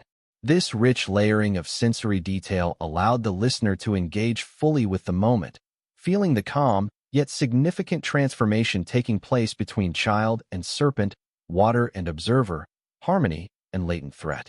Through this realization, Kaliya came to understand not only Krishna's power, but also the nature of the world around him. The serpent recognized that dominance and aggression were unnecessary, that observation and alignment could restore balance, and that cooperation with the divine child could maintain harmony without fear. This internal shift created a profound sense of calm, a quiet confidence that transformed the energy of the river and the surrounding environment. The listener, immersed in this narrative, experiences the subtleties of this transformation, the gentle rise and fall of currents, the glimmering scales beneath the surface, and the quiet rhythm of awareness that flows through every element of the scene. By the end of this section, Kaliya's realization had reached a point where resistance was no longer necessary. The serpent, once a symbol of latent menace and hidden power, had begun to align with the rhythm and guidance of Krishna. The river, the village, the flora, and the fauna all participated in this delicate transformation, creating an atmosphere of immersive calm, reflective anticipation, and gentle narrative tension. The dance between child and serpent had shifted from one of subtle challenge to one of harmonious engagement, setting the stage for the eventual resolution and the restoration of balance to the Yamuna and the land around Vrindavan. Kaliya's realization beginning to take hold, Krishna prepared to take the next step in his gentle, deliberate guidance of the serpent. He understood that this moment required a balance of patience, awareness, and playful strategy, combining the qualities of observation and divine action. The river, shimmering in the soft sunlight, reflected not only the coiled mass of the serpent beneath, but also the calm, confident presence of the child who approached with neither fear nor haste. Each movement Krishna made was purposeful yet fluid, aligning with the currents of the Yamuna and the subtle rhythms of Kaliya's body.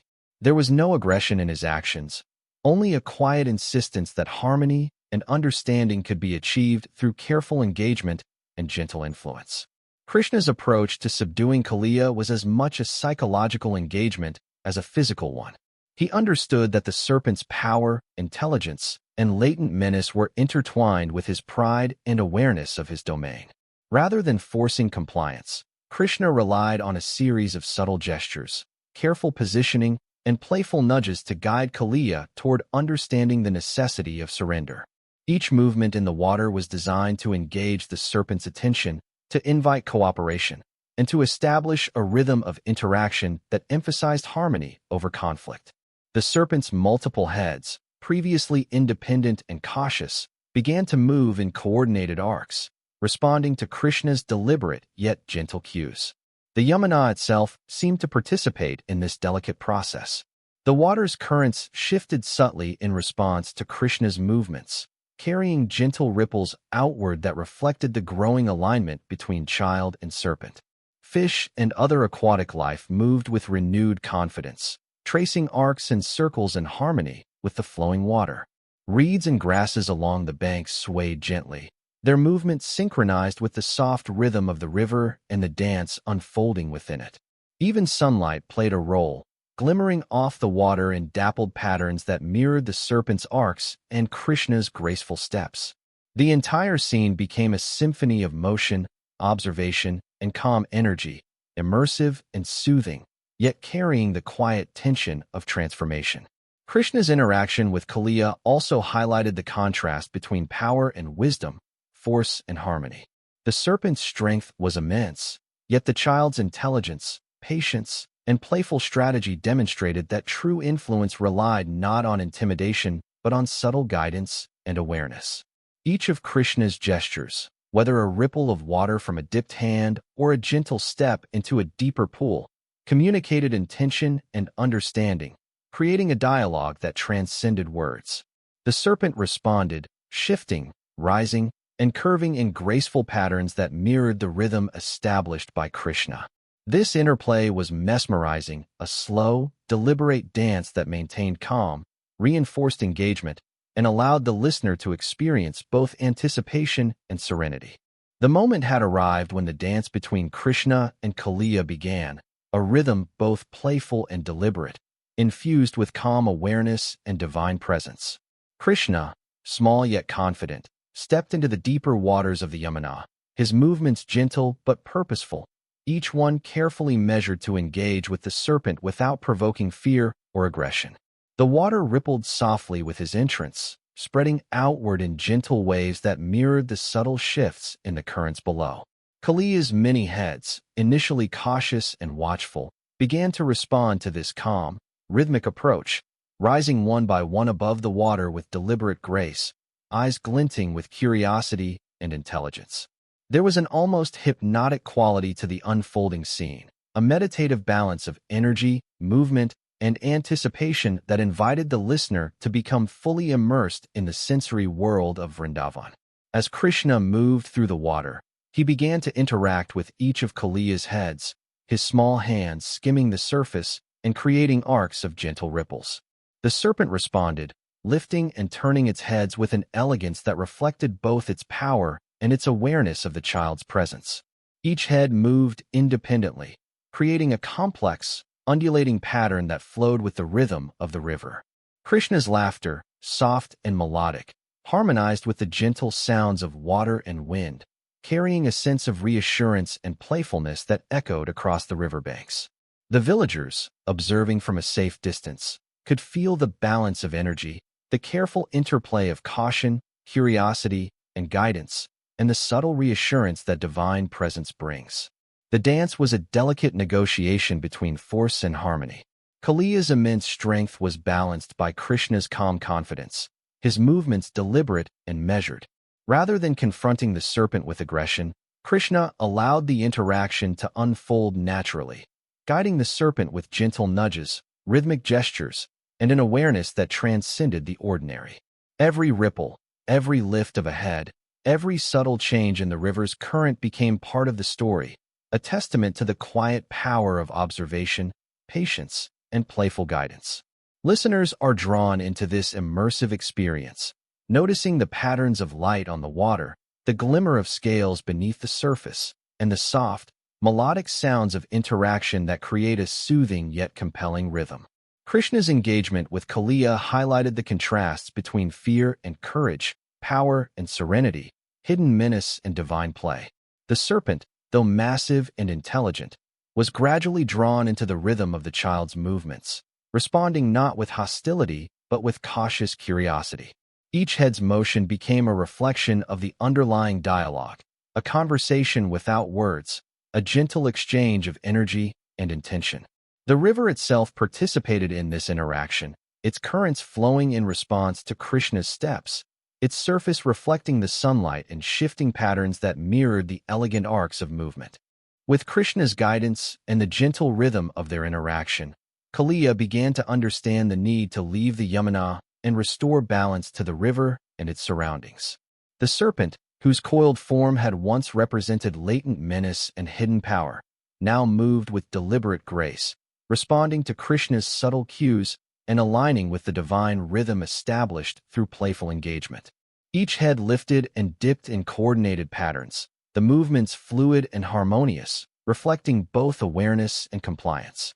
The water rippled gently with every shift, shimmering in sunlight that danced across the surface, creating patterns that mirrored the serpent's arcs and the flowing grace of the child who had guided him. The scene was simultaneously calming, immersive, and hypnotic, drawing the listener into a slow, reflective observation of divine strategy and natural harmony. Krishna, small yet imbued with divine awareness, remained patient, ensuring that Kaliya's departure from the Yamuna was gradual and unforced. He moved lightly through the water, creating gentle ripples that subtly guided the serpent toward deeper sections and eventual exit points without panic or aggression. Each movement, each step, and each playful gesture communicated intention rather than command, allowing Kaliya to recognize the need to leave while maintaining dignity and awareness. The serpent's many heads followed this rhythm, rising, curving, and descending in arcs that mirrored Krishna's playful nudges, demonstrating an emerging alignment between latent power and divine guidance. The river responded to this unfolding departure with gentle clarity.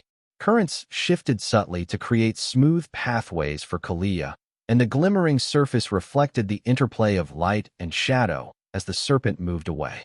Fish swam calmly in arcs, following the natural flow, while reeds swayed in gentle acknowledgement of the transformed energy within the river. Even the sunlight seemed to shift with the moment, casting dappled reflections that highlighted the movement of water and the elegant forms of both child and serpent. The entire environment became part of the immersive narrative, reinforcing the sense of balance, calm, and gentle anticipation that defines this storytelling style. Kaliya's understanding deepened with every careful movement. The serpent, intelligent and perceptive, recognized that leaving the Yamuna was not an act of defeat, but a conscious choice aligned with the principles of harmony and balance. Each head moved independently, yet in coordination with the others, tracing arcs through the water that reflected both fluidity and awareness. The coiled body beneath the surface shifted gradually, allowing the currents to carry the serpent downstream, creating a sense of effortless motion guided by observation and gentle influence. This careful alignment of intention, movement, and environment exemplified the interplay between divine strategy and natural order, emphasizing calm, patient guidance rather than force or fear. Krishna's approach emphasized the continuity of playful strategy even in moments of departure. He allowed Kaliya to explore the boundaries of his domain one last time, creating gentle ripples with small movements of his feet and soft laughter that resonated across the riverbanks. The serpent, sensing this balance of freedom and guidance, moved with increasing confidence, rising higher and curving with graceful arcs, yet always attentive to the rhythm established by the child. This interplay of play, observation, and gentle nudging highlighted the subtle power of patience, awareness, and divine presence, creating an immersive experience for the listener that blends tension, anticipation, and serenity. The villagers watched quietly, sensing the transformation of energy along the river. Though Kaliya was massive and potentially dangerous, his movements were now coordinated, deliberate, and harmonious, reflecting the child's gentle guidance. The river itself seemed to breathe in alignment with this shift, currents flowing smoothly and aquatic life moving with ease. Birds overhead sang intermittently, their melodic calls weaving into the soundscape, while the reeds and surrounding foliage swayed gently in response to the calm energy emanating from the interaction. Observers, both human and listener alike, could feel the serene balance being restored, emphasizing the immersive quality of the narrative and the meditative pace of events. Krishna's calm yet deliberate presence ensured that Kaliya's departure maintained the dignity and intelligence of the serpent. There was no coercion, no panic, only the recognition of necessity, a quiet understanding that leaving the Yamuna was the natural outcome of divine play and careful guidance. The serpent's heads moved rhythmically, dipping and rising, curving through the water as if performing a final, elegant acknowledgement of the child's influence. The coiled body beneath followed the natural flow, creating arcs and spirals that reflected both power and compliance, a visual metaphor for the balance achieved through awareness and gentle strategy. As Kaliya moved farther from the areas of shallow water where villagers often bathed and played, Krishna's steps remained light and deliberate, maintaining the flow of guidance and rhythm. Each ripple created by his movement carried intention, and each gentle gesture reinforced the alignment between serpent and child.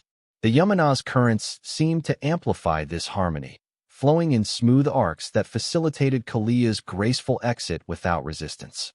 Fish and other river creatures moved alongside, tracing their paths within the currents, while the surrounding environment, the reeds, trees, and sunlit canopy, participated in this quiet orchestration of balance. The entire scene became a symphony of calm movement, rhythm, and immersive detail. Kaliya's departure marked a profound shift in the river's energy. What was once tense, hidden, and potentially threatening transformed into a state of balance, clarity, and serenity. The serpent's intelligence and latent power were no longer a source of concern but a demonstration of alignment, showing that even the most formidable forces could be guided through awareness, patience, and gentle influence. Krishna's playful strategy had achieved its purpose without force, blending divine awareness with the natural rhythms of the river and its surroundings. The listener, immersed in this slow, meditative unfolding, experiences not only the narrative but also the sensory richness of the environment. The shimmer of sunlight, the soft rippling of water, the gentle sway of foliage, and the melodic sounds of birds and river creatures.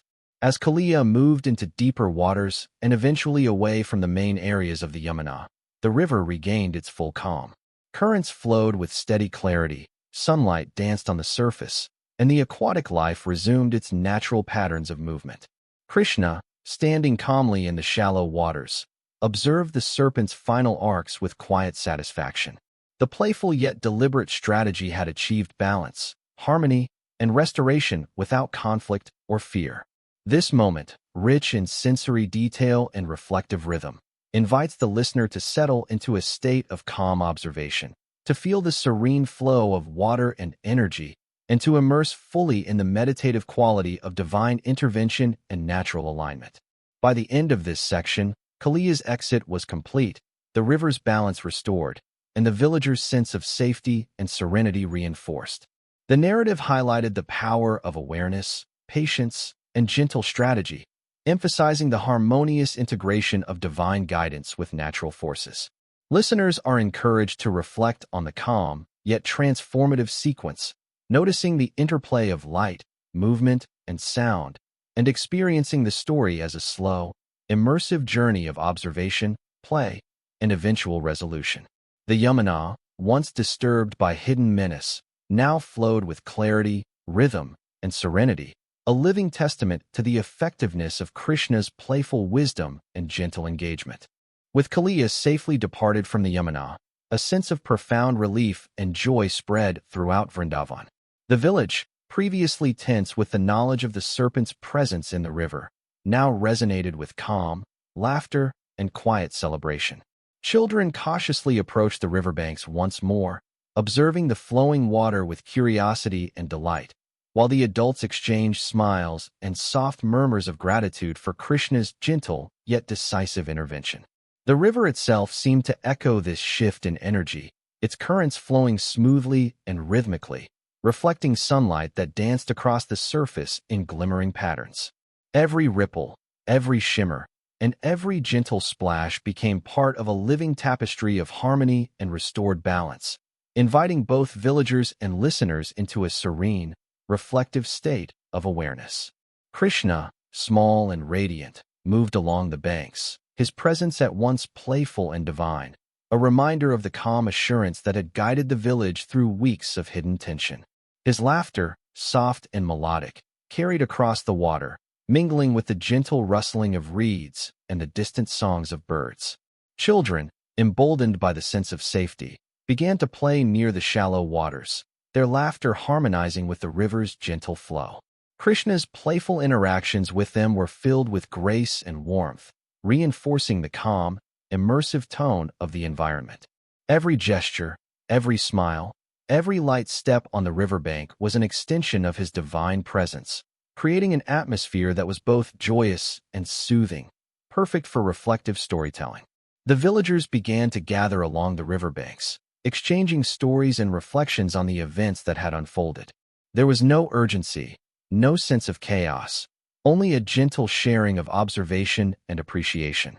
Elders spoke softly of the serpent's power and Krishna's intelligence, highlighting the delicate balance between awareness, patience, and playful strategy that had restored harmony to their lives. Parents watched their children play, noting the calm, yet vigilant demeanor of the child who had transformed a once dangerous river into a safe and serene environment. Each interaction, each conversation, became part of the immersive experience, reinforcing the themes of calm observation, balance, and gentle guidance that define the narrative. The environment itself seemed to participate in the celebration.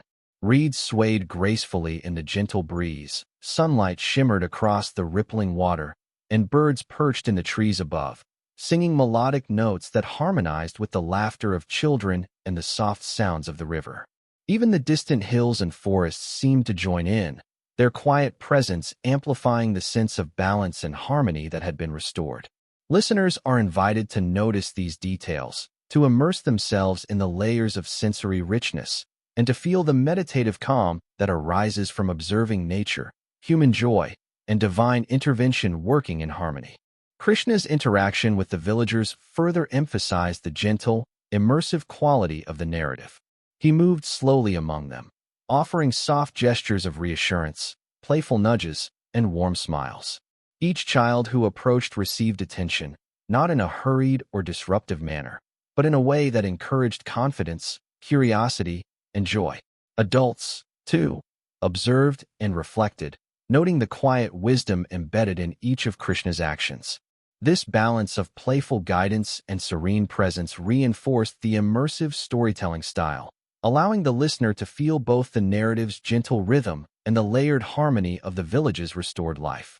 The river, now free of Kaliya, flowed with clarity and calm, its surface reflecting sunlight in patterns that seemed almost celebratory in their brilliance. Fish and other aquatic life moved confidently through the water, tracing arcs and circles that mirrored the gentle ripples created by Krishna and the villagers. The interplay of light, movement, and reflection created a visual meditation, a slow unfolding of beauty that complemented the narrative's calm and immersive tone. Even the soft sounds of wind through the trees and distant bird calls contributed to the atmosphere, creating a layered experience that was both reflective and soothing. Krishna's playful yet deliberate guidance had also restored a sense of trust and connection between the villagers and the river. Where once caution and fear had defined their approach to the Yamuna, now curiosity, respect, and gentle observation prevailed. Children learned to explore the water mindfully. Adults reflected on the power of patience and understanding, and the entire village shared in the quiet joy of restored balance. This communal sense of harmony reinforced the narrative's meditative quality, offering listeners a reflective, immersive experience that emphasizes observation, awareness, and the beauty of small, deliberate actions. Soft celebrations continued throughout the day, marked not by loud festivities, but by gentle, meaningful interactions. Villagers shared simple gestures of appreciation and storytelling, recounting Krishna's playful intelligence, the clever strategy that subdued Kaliya, and the harmony that had been restored to the river. Each recounting was imbued with calm reflection, allowing listeners to appreciate the story's depth while remaining immersed in a serene, relaxed atmosphere. The narrative emphasized that true celebration need not be loud or chaotic, but can emerge from observation, reflection, and the gentle acknowledgement of transformative events. Krishna's playful presence further emphasized the meditative tone of the celebration. He moved slowly along the water's edge, occasionally dipping his hand into the rippling currents, creating gentle arcs that glimmered in the sunlight.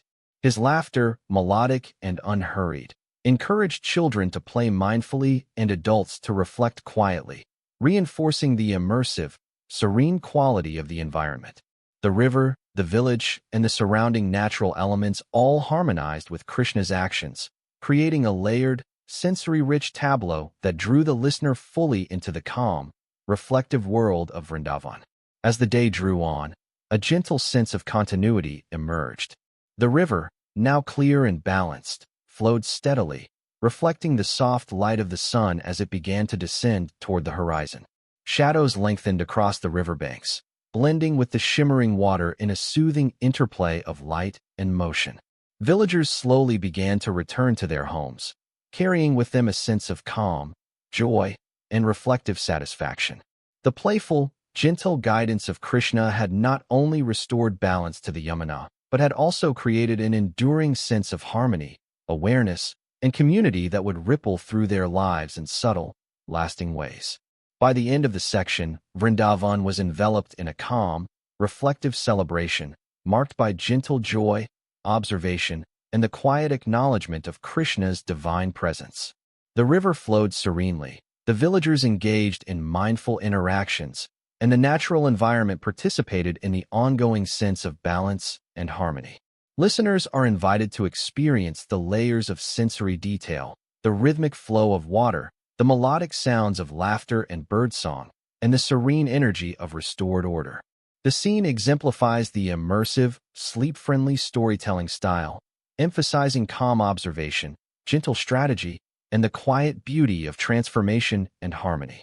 After the joyous yet gentle celebrations along the Yamuna, a quiet sense of reflection settled over Vrindavan. The villagers, having witnessed the subtle yet profound guidance of Krishna, began to contemplate the lessons embedded in the child's actions. Their minds, once preoccupied with fear and concern for the river, now rested in a state of calm awareness. Parents spoke softly to their children about the balance of patience, observation, and wisdom, emphasizing how even the smallest and seemingly most playful actions could carry profound consequences. The river, flowing steadily under the warm sunlight, reflected not only the shimmering landscape, but also the invisible harmony that had been restored through Krishna's careful guidance and gentle strategy. Krishna, small and radiant, remained at the water's edge, his presence calm and steady. He observed the villagers with a sense of quiet awareness, noting their reflections and understanding without interruption or demand. Each gesture of his hand, each playful ripple in the water, was deliberate yet unobtrusive, embodying the perfect balance between action and observation. His laughter, soft and melodic, resonated through the air, carrying a subtle message about the power of patience and the effectiveness of gentle, mindful intervention. Listeners are invited to feel this sense of rhythm and balance, to imagine the calm flow of water and the soft sounds of nature that harmonized with the reflective mood of the village. The reflections of the villagers also highlighted the deeper meaning of Krishna's interactions with Kaliya. They recognized that true wisdom often lay not in dominance or immediate action, but in careful observation, timing, and alignment with natural forces. Krishna had engaged with Kaliya not through fear or aggression, but through playful strategy, gentle guidance, and deliberate movements that respected the serpent's intelligence while directing its energy toward harmony. The villagers, in quiet contemplation, understood that such lessons could be applied not only to interactions with powerful forces, but also to their own lives, relationships, and daily challenges. This reflective awareness created a serene, meditative atmosphere, ideal for immersive storytelling that soothes and engages simultaneously. The environment of Vrindavan itself seemed to participate in this period of reflection. The Yamuna flowed smoothly, its currents moving with gentle consistency, while fish traced arcs beneath the shimmering surface. Reeds swayed softly in the breeze, their movements rhythmic and almost hypnotic, echoing the deliberate calm that had defined Krishna's actions. Birds perched on nearby branches, singing intermittent, melodic notes that harmonized with the subtle sounds of water and wind. Even the sunlight shifted slowly through the canopy, casting dappled patterns that mirrored the reflective mood of both villagers and river. The entire setting reinforced the immersive quality of the narrative, allowing listeners to experience calm, awareness, and meditation through rich sensory detail. Krishna's wisdom became particularly evident in how he balanced playfulness with deliberate strategy. He allowed Kaliya to express his strength and intelligence without fear, yet guided him gently toward awareness and cooperation. The villagers, observing this dynamic, recognized the subtle brilliance in this approach. True leadership and divine insight often operate quietly, through influence and example rather than force or domination. Children playing along the riverbank noticed these interactions with curiosity, absorbing the rhythms and nuances of Krishna's guidance, while adults reflected on the broader lessons of patience, observation, and harmonious intervention.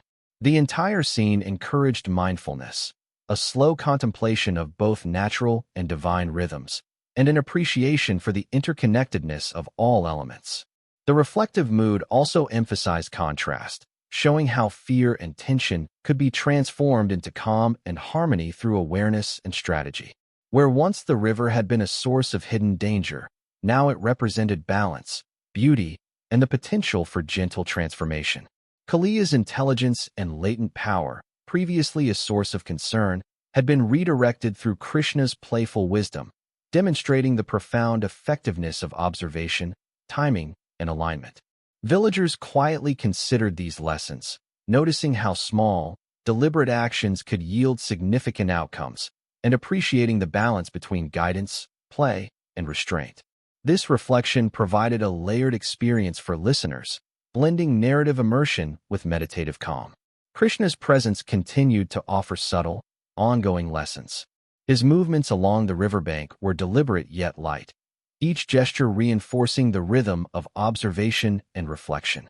He occasionally extended a hand toward a playful child, creating ripples that mirrored the calm flow of the river, or allowed a small fish to swim past, emphasizing the interconnectedness of all life.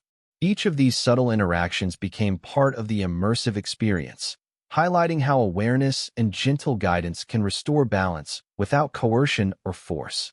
Listeners are invited to visualize these interactions, feeling the layered sensory details and the serene rhythm of Krishna's presence. The villagers, now fully absorbed in reflection, also noticed the harmony between human activity, the river, and the surrounding environment. The once tense interactions with Kaliya had been replaced by calm observation, playful exploration, and a renewed sense of trust in natural and divine processes. Children learned to move mindfully along the river. Parents observed the unfolding rhythms with patience, and all participants absorbed the quiet lessons of careful guidance, patience, and balanced action. This reflective state reinforced the meditative quality of the narrative, offering listeners a calm, immersive experience that blends story, environment, and moral insight. Krishna's subtle teachings also emphasized the importance of patience and timing. Every step he had taken along the riverbank, every playful gesture, every ripple in the water had been part of a carefully considered strategy. The villagers, in quiet reflection, recognized that true wisdom often unfolds gradually, through observation, gentle intervention, and alignment with natural forces. Kaliya's transformation, the river's restored calm, and the villagers' reflective state all exemplified these principles, creating a rich tapestry of layered lessons woven into an immersive narrative suitable for calming, sleep-friendly storytelling. By the end of this reflective period, Vrindavan had entered a state of serene harmony. The river flowed smoothly, the villagers moved with calm awareness, and the environment itself, the sunlight, the trees, the reeds, the birds, and the fish, participated in the quiet balance of the moment. Krishna's presence, playful yet wise, had guided the village through fear, tension, and uncertainty, leading to a profound understanding of observation, patience, and harmony. Listeners are invited to experience this reflective atmosphere fully, noticing the interplay of light, sound, and movement, and allowing the narrative to evoke a sense of calm, meditation, and immersive engagement with both story and environment. This section, focusing on reflection, serves as a pause in the narrative, allowing the audience to absorb the depth of Krishna's wisdom, the lessons of Kaliya's transformation, and the gentle rhythms of Vrindavan. It emphasizes the meditative, immersive quality of the story, giving listeners time to internalize the balance between action and observation, guidance and play, power and harmony.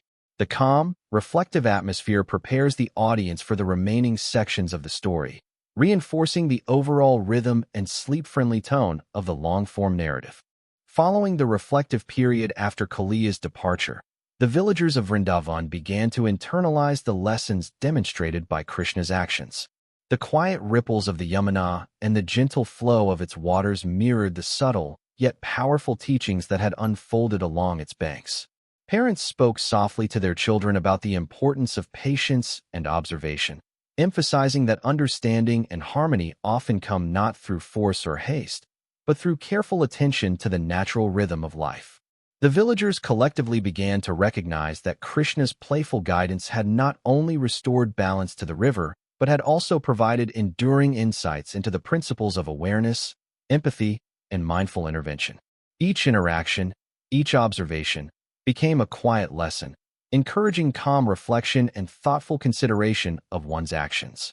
Krishna's presence continued to serve as a living demonstration of these principles. Even in moments of stillness, the child's calm awareness and gentle movements conveyed profound wisdom. When he dipped a hand into the river, creating soft ripples that reflected sunlight across the water, The villagers noticed not only the beauty of the moment, but also the subtle lesson embedded within it, that every action, however small, carries an impact that can shape the flow of events. Children, observing the arcs of water and the glimmering fish beneath, began to understand through experience the balance between playfulness and careful consideration. Adults, meanwhile, reflected on how patience and gentle guidance could resolve tension, realign disruptive energy, and restore harmony to the environment and community. The lessons extended beyond the immediate interaction with Kaliya. The villagers began to consider how similar principles could be applied in their daily lives, within families, communities, and interactions with nature. The delicate balance of observation, timing, and gentle influence illustrated by Krishna's actions became a model for resolving conflicts, guiding young minds, and responding to challenges with awareness and care. By integrating these teachings into their routines, the villagers were reminded that harmony arises not through force, domination, or fear, but through patience, alignment, and mindful engagement with the world around them. Listeners, immersed in the meditative narrative, can feel the gradual unfolding of these principles, internalizing the calm rhythm and reflective quality of the story. Krishna's playful interactions with the children provided additional layers of learning. Through games by the riverbank, he demonstrated how curiosity and observation could coexist with responsibility and awareness. Children were encouraged to notice patterns, understand consequences, and engage with their surroundings thoughtfully. Each playful act became a gentle lesson, illustrating that learning and joy are not mutually exclusive but can reinforce one another when guided with care and insight. The environment of the river, shimmering in sunlight and filled with gentle currents, became a natural classroom, providing real-time feedback and subtle reinforcement of Krishna's teachings. The villagers' engagement with these moments highlighted the integration of play, observation, and wisdom into daily life. The broader environment also played a critical role in reinforcing the lessons for Vrindavan. The Yamuna, free from Kaliya's hidden menace, flowed with clarity and consistency, demonstrating the harmony that arises when disruptive forces are redirected and aligned through careful guidance. Trees swayed softly in the breeze, leaves rustling in rhythm with the water's movement, while birds contributed intermittent melodic calls, creating a layered, sensory-rich backdrop for reflection. These natural elements served as constant reminders of the principles Krishna embodied: balance, observation, patience, and the gentle power of alignment. Listeners are invited to notice the interplay of sound, movement, and light, experiencing the meditative quality of the narrative and internalizing the lessons embedded within the environment. The villagers' discussions also emphasized the importance of empathy and understanding. They reflected on Kaliya's intelligence, strength, and potential for disruption, recognizing that the serpent's actions were not inherently malevolent, but shaped by circumstance and environment. Krishna's approach, guiding rather than forcing, observing rather than dominating, playing rather than scolding, provided a model for addressing conflict with empathy and wisdom. The villagers began to see how similar principles could apply to human relationships, teaching children to engage thoughtfully with peers, guiding community members with patience, and responding to challenges with calm reflection. The immersive storytelling style encouraged listeners to absorb these lessons in a soothing, reflective manner, fostering a sense of inner calm and awareness. Krishna's continued presence by the Yamuna emphasized the ongoing nature of these teachings. The child moved gracefully along the riverbank, creating subtle ripples, observing the flow of water, and interacting gently with those around him. Each movement, each playful gesture, carried lessons about timing, alignment, and the power of gentle influence. Villagers observed these actions with mindfulness, gradually understanding that the true essence of leadership and guidance lies not in force or intimidation, but in thoughtful, measured, and empathetic engagement. The immersive, calm tone of the narrative allows listeners to reflect on these principles at a personal level, integrating the lessons into their own perception of balance and harmony. The reflective period also highlighted the importance of community awareness. Villagers discussed their collective responsibility to maintain harmony, drawing inspiration from Krishna's model of subtle guidance and balanced intervention.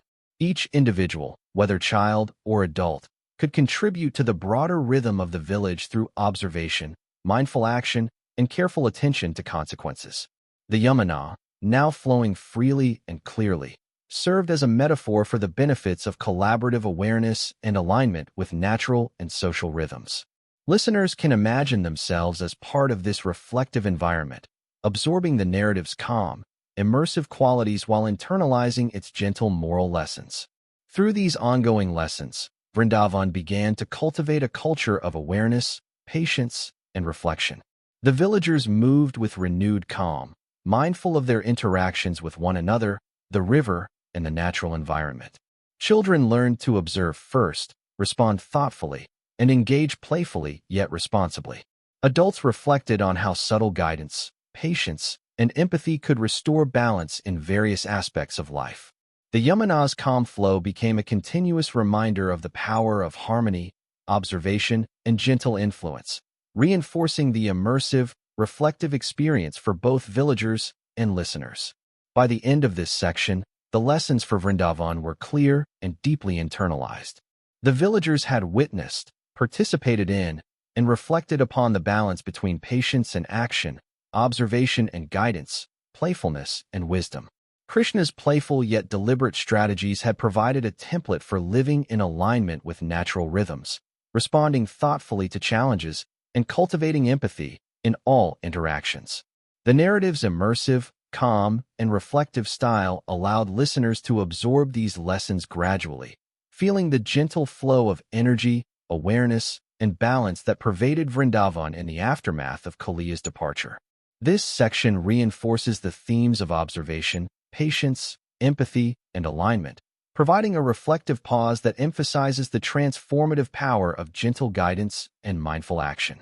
Listeners are invited to immerse themselves fully in the layered sensory and moral lessons of Vrindavan, internalizing the calm rhythm of the village, the river, and Krishna's actions.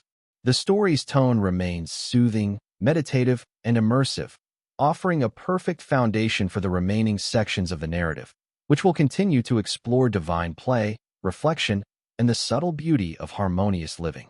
With the events of Kaliya's subjugation and departure firmly settled, the villagers of Vrindavan began to contemplate the deeper moral lessons embedded within the narrative. The Yamuna, flowing serenely and clearly, became more than just a river. It transformed into a living symbol of harmony, balance, and the subtle power of guidance. Krishna's actions had demonstrated that true influence does not arise from intimidation or force, but from awareness, patience, empathy, and playful strategy. The villagers, through quiet reflection, understood that every action, no matter how small, carries consequences, and that careful observation and measured responses often yield more profound results than immediate or aggressive intervention. The moral of the story began to resonate deeply, not only in their minds, but also in the gentle rhythms of daily life along the riverbanks. Krishna's playful yet deliberate engagement with Kaliya illustrated the principle that power, when exercised with wisdom and empathy, can restore balance without causing unnecessary harm. The serpent, once a source of fear and potential danger, had been guided toward cooperation, not through domination, but through careful understanding of its intelligence, instincts, and natural tendencies. The villagers observed this process closely, recognizing that patience, observation, and a gentle, consistent approach often lead to transformations that force cannot achieve. By internalizing these lessons, they could apply similar principles to their interactions with one another, fostering a community grounded in awareness, empathy, and thoughtful engagement. The moral extended beyond interactions with others to include a relationship with the natural world. The Yamuna, Kaliya, the reeds, the birds, and the fish all served as teachers, illustrating the consequences of imbalance and the restorative power of alignment and harmony. Villagers reflected on how human actions, intentional or careless, could influence the environment, and how patience and mindful engagement could preserve balance and beauty. Krishna's approach modeled a relationship with nature that was neither domineering nor neglectful, but instead characterized by observation, respect, and playful guidance. The river, shimmering with sunlight and flowing smoothly, became a tangible representation of these lessons, offering both visual and experiential reinforcement for the story's moral themes. Krishna's presence also highlighted the importance of timing and rhythm in ethical and practical decision-making. Every step, gesture, and ripple had been purposeful, guiding Kaliya through subtle cues rather than overt commands. The villagers noted how strategic patience, knowing when to act, when to wait, and when to guide, could create outcomes that were both effective and harmonious. This emphasis on timing reinforced the narrative's broader lesson. Wisdom often manifests in the way one engages with challenges, choosing deliberate action over impulsivity and understanding over confrontation. Listeners, immersed in this reflective storytelling, could internalize these principles at a personal level, feeling the gentle rhythm of cause and effect, patience and guidance, playfulness and strategy. The story of Kaliya also offered insights into the balance of courage and humility. Krishna, though young and small in physical stature, demonstrated immense courage paired with an awareness of his own strengths and limitations. Kaliya, a powerful serpent, learned humility not through humiliation, but through guided understanding and the recognition of a force greater than his own. This duality, courage exercised with wisdom and power tempered with humility, became a central moral lesson for Vrindavan. The villagers absorbed this principle gradually, understanding that true strength resides not in domination, but in alignment with ethical action, awareness, and empathy. Another moral lesson emerged from the interconnectedness of all life. Krishna's actions, Kaliya's response, the river, and the surrounding environment were all interwoven, demonstrating how individual actions reverberate across broader systems. The villagers realized that harmony is achieved not in isolation, but through mindful interaction with one's surroundings, community, and environment. This understanding encouraged a reflective, measured approach to life, where every gesture, decision, and interaction is informed by awareness of its broader impact. The narrative's immersive tone allowed listeners to experience this interconnectedness, observing not only the story's characters, but also the rhythm of nature and the village as a living, responsive entity. Krishna's playful engagement also reinforced the principle that learning can be joyful. The interactions with Kaliya, though serious in consequence, were approached with creativity, observation, and gentle humor. The villagers observed that lessons imparted through play, engagement, and thoughtful interaction often leave a deeper, more lasting impression than those taught through fear or coercion. Children, witnessing or participating in Krishna's subtle guidance, internalized this truth experientially, learning that observation, reflection, and curiosity are vital tools for understanding, growth, and harmonious living. This integration of joy and learning underscored the story's calm, immersive, sleep-friendly quality, inviting listeners to absorb moral lessons without tension or urgency. Reflection on the story also highlighted the importance of trust. Kaliya's cooperation arose from recognition, awareness, and trust in Krishna's presence and guidance. Similarly, the villagers learned that trust, built through consistency, observation, and thoughtful action, is a powerful agent of harmony and transformation. Relationships, whether with other humans, nature, or even forces beyond immediate understanding, thrive when trust is cultivated patiently, thoughtfully, and respectfully. This lesson resonated subtly throughout Vrindavan, reinforcing both the community's internal cohesion and its relationship with the natural environment. The story's moral was further amplified by the sensory and environmental richness woven into the narrative. The gentle flow of the Yamuna, the shimmering sunlight, the swaying reeds, the melodic calls of birds, and the rhythmic movement of fish all served as extensions of Krishna's guidance and the village's reflection. Each element of the environment became a teacher, reinforcing patience, observation, harmony, and alignment. Listeners are invited to immerse themselves in these sensory layers, feeling the story's calm, reflective rhythm while internalizing the moral lessons embedded in both action and environment. By the end of this section, the moral of the story was clear and deeply internalized by both the villagers and the audience. Krishna's playful yet deliberate guidance of Kaliya illustrated the principles of patience, observation, empathy, courage, humility, trust, and alignment with natural and ethical rhythms. The Yamuna, once disturbed by latent menace, now flowed serenely, reflecting the restored harmony of the river, the community, and the natural environment. Listeners, immersed in the calm, meditative, and immersive narrative, are invited to absorb these lessons gradually, experiencing a reflective journey that emphasizes gentle guidance, moral insight, and the subtle beauty of balanced action.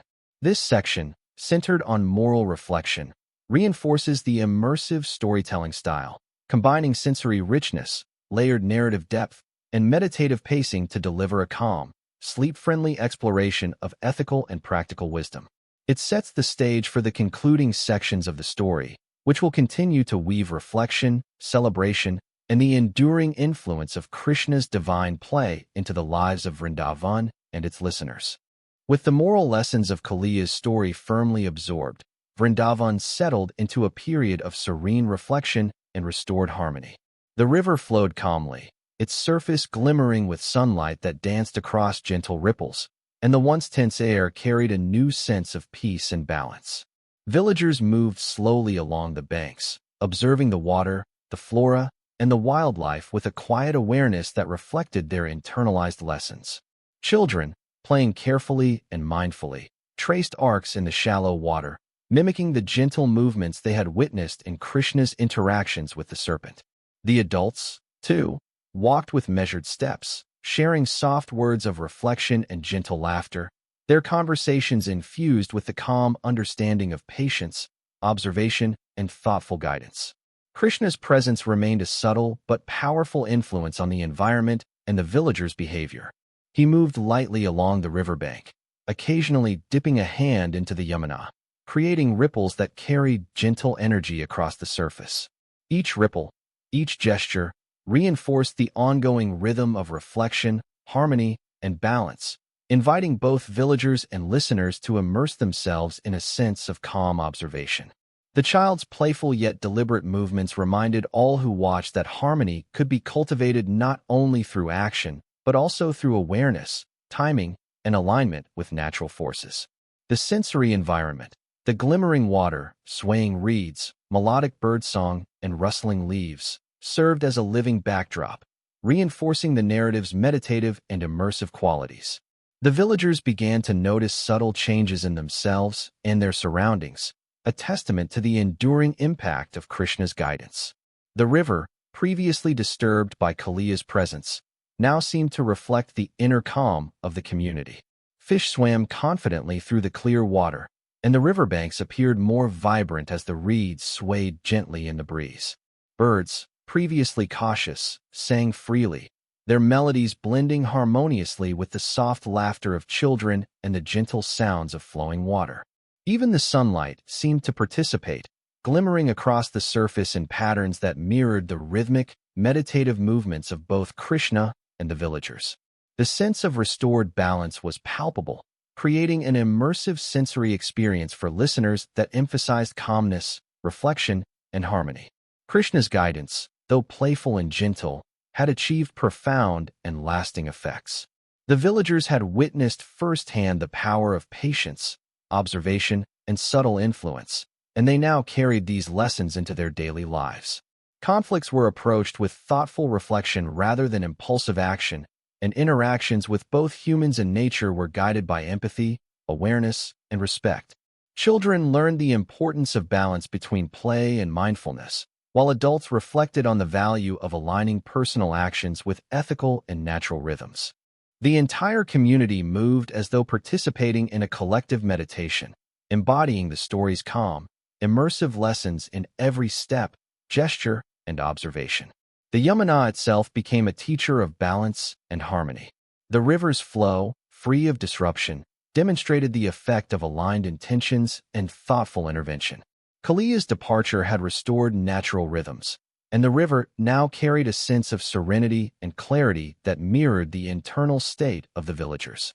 Observing the gentle interplay of currents, sunlight, and aquatic life, the villagers internalized a deeper understanding of how subtle actions, careful guidance, patience, and thoughtful observation can produce lasting transformation without aggression or coercion. The sensory richness of the environment reinforced the meditative quality of the story, encouraging listeners to engage their imagination fully and absorb the narrative in a calm, reflective manner. Krishna's presence also reinforced the idea of ongoing vigilance balanced with serenity. While the threat of disruption had passed, the child's awareness and readiness remained, demonstrating that harmony requires not only restoration but also continuous, mindful engagement. Villagers recognized that maintaining balance within the community, with nature, and within themselves was an ongoing process, guided by reflection, observation, and thoughtful action. The river's steady flow, shimmering under sunlight, became a metaphor for the continuous rhythm of mindful living, emphasizing that harmony is cultivated and preserved through awareness, patience, and gentle influence. The communal energy in Vrindavan reflected the story's central themes. People moved with a deliberate calm, interacting with one another, the environment, and the river in ways that reinforced the lessons of patience, empathy, and alignment. Children's play was no longer hasty or reckless. It was mindful, observing patterns and consequences while still allowing room for joy and creativity. Adults shared stories, reflected together, and encouraged mutual understanding, fostering a sense of collective harmony.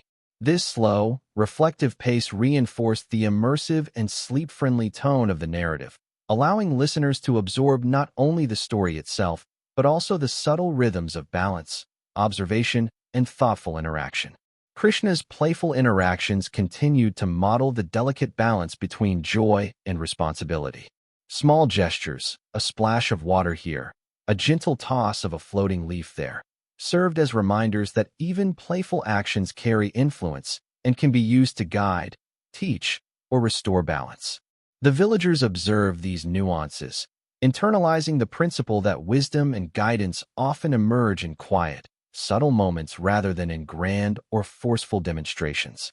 The immersive narrative style encouraged listeners to notice these details, fostering a slow, reflective engagement with the story and its layered moral and sensory lessons. By mid-afternoon, Vrindavan had fully settled into the restored rhythm of daily life. The river glimmered under the sunlight. The air was filled with soft sounds of birds, water, and gentle laughter, and the villagers moved in synchrony with the calm, reflective energy of the surroundings. The lessons of Kaliya's story had been internalized, and a collective sense of harmony prevailed. The narrative's calm pacing, sensory detail, and reflective tone provided listeners with an immersive experience, emphasizing the restorative power of patience, empathy, and mindful action. As the day progressed, the villagers continued to engage with the Yamuna and the surrounding environment in ways that honored the lessons learned. Play, work, and reflection were interwoven seamlessly, creating a balanced rhythm of life that reinforced the story's core messages. Krishna, ever-present yet unobtrusive, moved lightly along the riverbank, embodying the principle that guidance and wisdom are most effective when delivered with awareness, subtlety, and care. The river, sunlight, reeds, and wildlife all participated in this ongoing narrative of restored harmony, providing layers of sensory and reflective engagement for both villagers and listeners.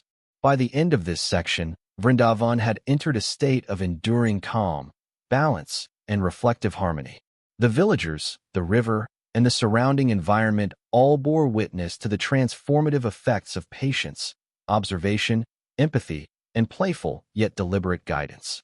Listeners are invited to immerse themselves in this calm, layered experience, noticing the gentle rhythms, the subtle interactions, and the meditative quality of restored balance.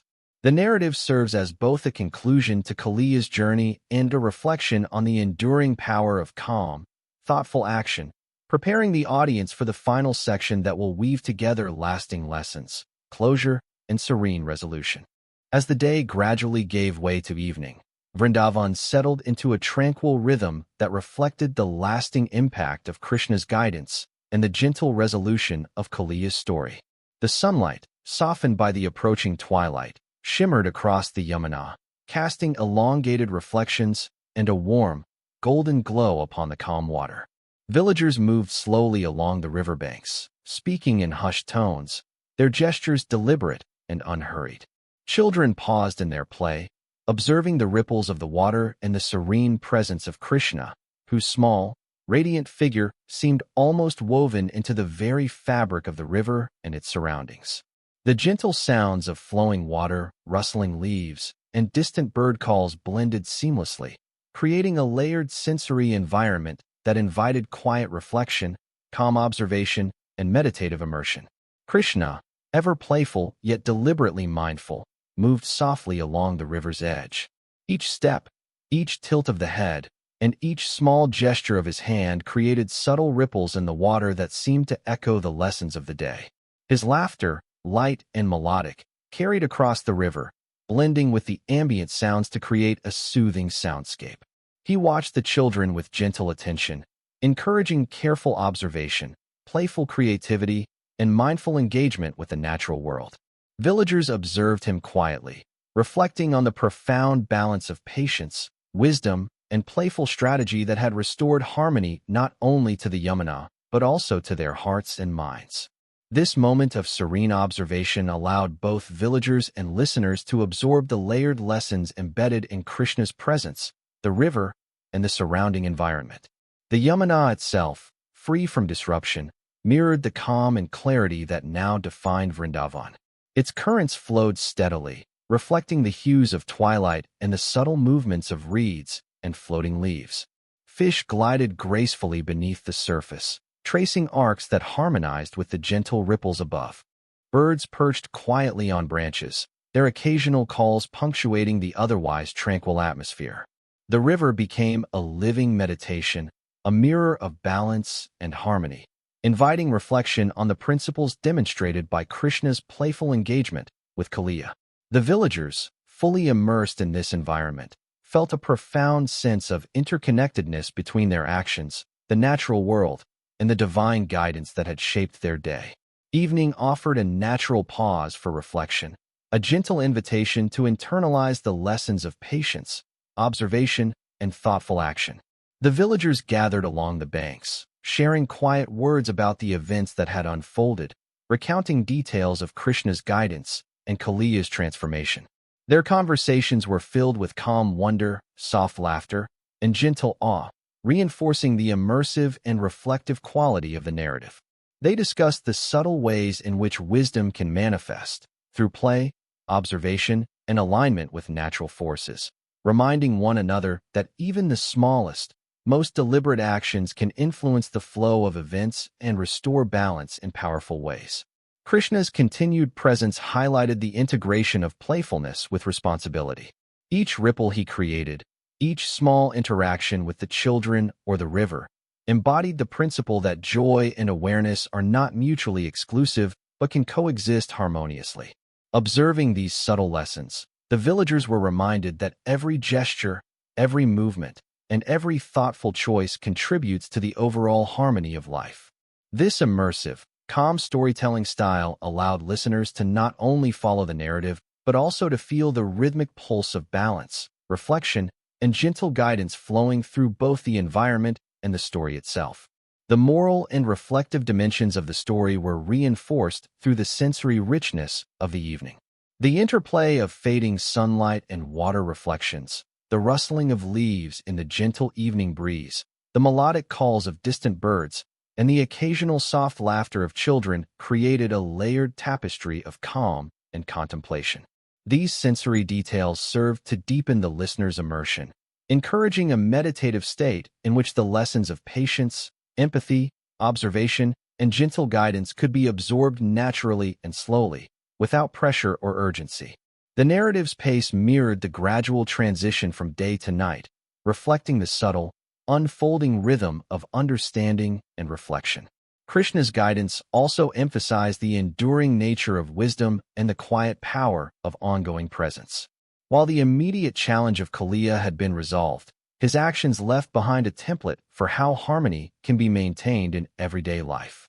The villagers internalized the understanding that balance requires continual awareness, gentle intervention when necessary, and a playful, mindful approach to interactions with others and with nature. The Yamuna, reflecting twilight's warm glow and the subtle movement of its currents, symbolized this ongoing flow of harmony and understanding. offering a quiet reminder that the lessons of the day extend far beyond any single moment of triumph or resolution. As the evening deepened, Vrindavan seemed to exhale a collective sense of calm. Villagers began to retreat toward their homes, carrying with them the gentle energy of the river and the quiet wisdom demonstrated by Krishna. Children lingered a while longer, still observing, still learning, their movements slower, more attentive, more mindful of the delicate patterns of the water and the natural world around them. Adults walked with a reflective calm, exchanging soft words about the importance of patience, careful observation, and alignment with natural and ethical rhythms. The collective energy of the village shifted into a harmonious balance, creating an immersive atmosphere of serene closure for both villagers and listeners alike. Krishna, small and radiant, observed this transition with quiet satisfaction, embodying the enduring principles of gentle guidance, patience, and alignment with natural rhythms. He moved lightly, occasionally touching the water, creating ripples that shimmered in the twilight and reflected the calm, meditative energy of the moment.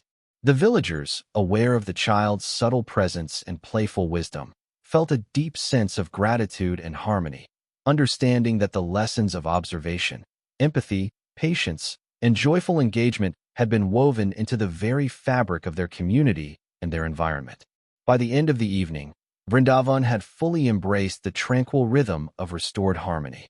The Yamuna flowed steadily, the villagers moved with reflective calm, and the environment, from the swaying reeds to the glimmering surface of the water to the melodic bird song, participated in the quiet orchestration of balance. The story of Krishna and Kaliya reached its gentle conclusion, leaving behind a profound sense of calm, understanding, and interconnectedness. Listeners are invited to immerse themselves fully in this serene conclusion, observing the interplay of light, sound, and motion, and carrying the meditative rhythm of the narrative into a state of restful contemplation. This final section encapsulates the overarching themes of patience, wisdom, observation, empathy, playful guidance, and harmony with both community and nature. It provides a serene and immersive closing, allowing listeners to drift naturally into reflection, calm, and restful immersion, fully experiencing the meditative and sleep-friendly quality of the story. The tranquil farewell of Vrindavan, the Yamuna, and Krishna's presence leaves a lasting impression of peace, balance, and gentle wisdom. As night fully settled over Vrindavan, the village and the Yamuna became enveloped in a gentle, restorative quiet. The soft glow of the moon reflected on the calm waters, creating a shimmering path of silver across the river. Stars appeared in the sky, twinkling softly as if to echo the lessons and harmony that had been woven into the lives of the villagers throughout the day. The gentle sounds of the night, the rustling of leaves, the distant calls of nocturnal birds, the soft lapping of water against the riverbank, blended seamlessly into a meditative symphony, inviting both villagers and listeners into a state of serene reflection and peaceful contemplation. The story of Krishna and Kaliya, now complete, lingered not as a tale of conflict and resolution alone, but as an enduring narrative of wisdom, playfulness, and harmony with the world. Krishna's presence, though subtle in the quiet of night, continued to radiate gentle influence. He walked slowly along the riverbank, occasionally reaching out to touch the water, watching the ripples expand and shimmer under the moonlight. Every motion carried a lesson, a reminder of the delicate balance between action and observation, guidance and patience, playfulness and responsibility. The villagers, observing quietly or recalling the day's events from memory, absorbed these lessons with calm awareness. Even in his sleep or moments of rest, listeners are invited to imagine Krishna's serene presence continuing to guide subtle energies, a reflection of the timeless nature of wisdom and the lasting impact of mindful action. The Yamuna itself became a teacher of eternal principles. Its steady flow, now free of Kaliya's disturbance, mirrored the ongoing rhythm of life, suggesting that balance, patience, and alignment are not temporary states, but continuous processes. The villagers reflected on the river's calm movements, understanding that harmony requires vigilance, gentle guidance, and attentiveness to subtle changes in their environment. The interplay of water, moonlight, and night sounds reinforced the immersive quality of the story, allowing listeners to experience the tranquility of Vrindavan and the Yamuna as a meditation on life itself. Reflection turned inward as villagers considered the personal lessons they could carry forward. Patience, empathy, awareness, and playful wisdom were not abstract concepts, but practical guides for their daily lives. They recalled how Krishna had interacted with Kaliya, not through force or fear, but through understanding, strategic timing, and gentle guidance, and realized that similar principles could be applied in their relationships, decision-making, and even in moments of quiet contemplation. Each person began to understand that the harmony experienced along the riverbank could extend into homes, gardens, and community spaces, influencing behavior, interaction, and thought in subtle yet profound ways. Krishna's playful guidance emphasized that learning and growth can be joyous, even when addressing challenges. The villagers remembered how Kaliya's strength and intelligence were acknowledged and respected, yet gently aligned toward balance and harmony. Children recalled the playful moments along the riverbank, where curiosity, observation, and thoughtful action combined naturally. Adults reflected on the subtle strategies, patience, and empathy that had guided every step of the interaction. These enduring lessons formed a tapestry of knowledge and insight, demonstrating that wisdom is most deeply internalized when experienced through observation, reflection, and gentle, playful engagement. The moral of the story extended beyond the immediate events of the day into the eternal rhythms of life. Krishna's actions with Kaliya highlighted the importance of aligning oneself with natural and ethical forces, observing carefully before acting, and guiding with subtlety and patience. Villagers recognized that the world, like the Yamuna, contains both potential challenges and hidden strengths, and that careful attention, empathy, and timely intervention can transform situations into opportunities for learning, growth, and harmony. Listeners are invited to absorb this lesson slowly, allowing the calm rhythm of the story to resonate deeply and meditative qualities to influence the mind and spirit. The night also emphasized the interconnectedness of all living things. Fish swam quietly beneath the moonlit surface, reeds swayed gently in the evening breeze, and nocturnal birds sang their soft songs. All elements of the environment mirrored the principles demonstrated by Krishna: balance, awareness, patience, and gentle influence. The villagers, observing or remembering, felt a renewed sense of connection not only to each other, but to the natural and divine world around them. The immersive storytelling style encourages listeners to sense this interconnection, allowing the narrative's calm, layered energy to flow into their own awareness and perception. Krishna's subtle presence offered a final, enduring lesson on the power of consistent, mindful engagement. Even after the dramatic events with Kaliya had concluded, the child's small, deliberate actions, playful movements, gentle ripples, quiet observation, continued to influence the village, the river, and the surrounding environment.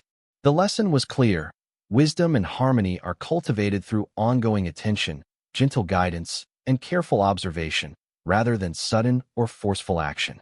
Listeners are invited to let these principles settle, feeling the calm, meditative rhythm of the story, and appreciating the enduring influence of thoughtful, playful, and harmonious presence. The villagers, feeling the quiet power of these lessons, gradually retreated to their homes for the night, carrying with them a sense of calm, reflective satisfaction, and inner balance. Children's dreams, enriched by playful observation and gentle guidance, were likely to be filled with the rhythmic movements of water, the shimmering glimmer of moonlight, and the subtle joys of discovery and learning. Adults, too, absorbed the reflective atmosphere, understanding that each interaction, each choice, and each moment of awareness contributes to the ongoing harmony of their lives and community. The story's immersive quality allowed both villagers and listeners to experience a sense of restful closure, an alignment with the peaceful rhythms of Vrindavan and the Yamuna.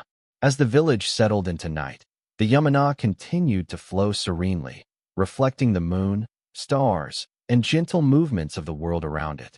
The story of Krishna and Kaliya concluded not with dramatic fanfare, but with quiet affirmation of wisdom, patience, empathy, and harmony. Listeners are left with a sense of meditative calm, an invitation to carry the rhythmic lessons of the story into their own awareness, and an understanding that balance, joy, and reflective engagement are always present, waiting to be acknowledged and integrated.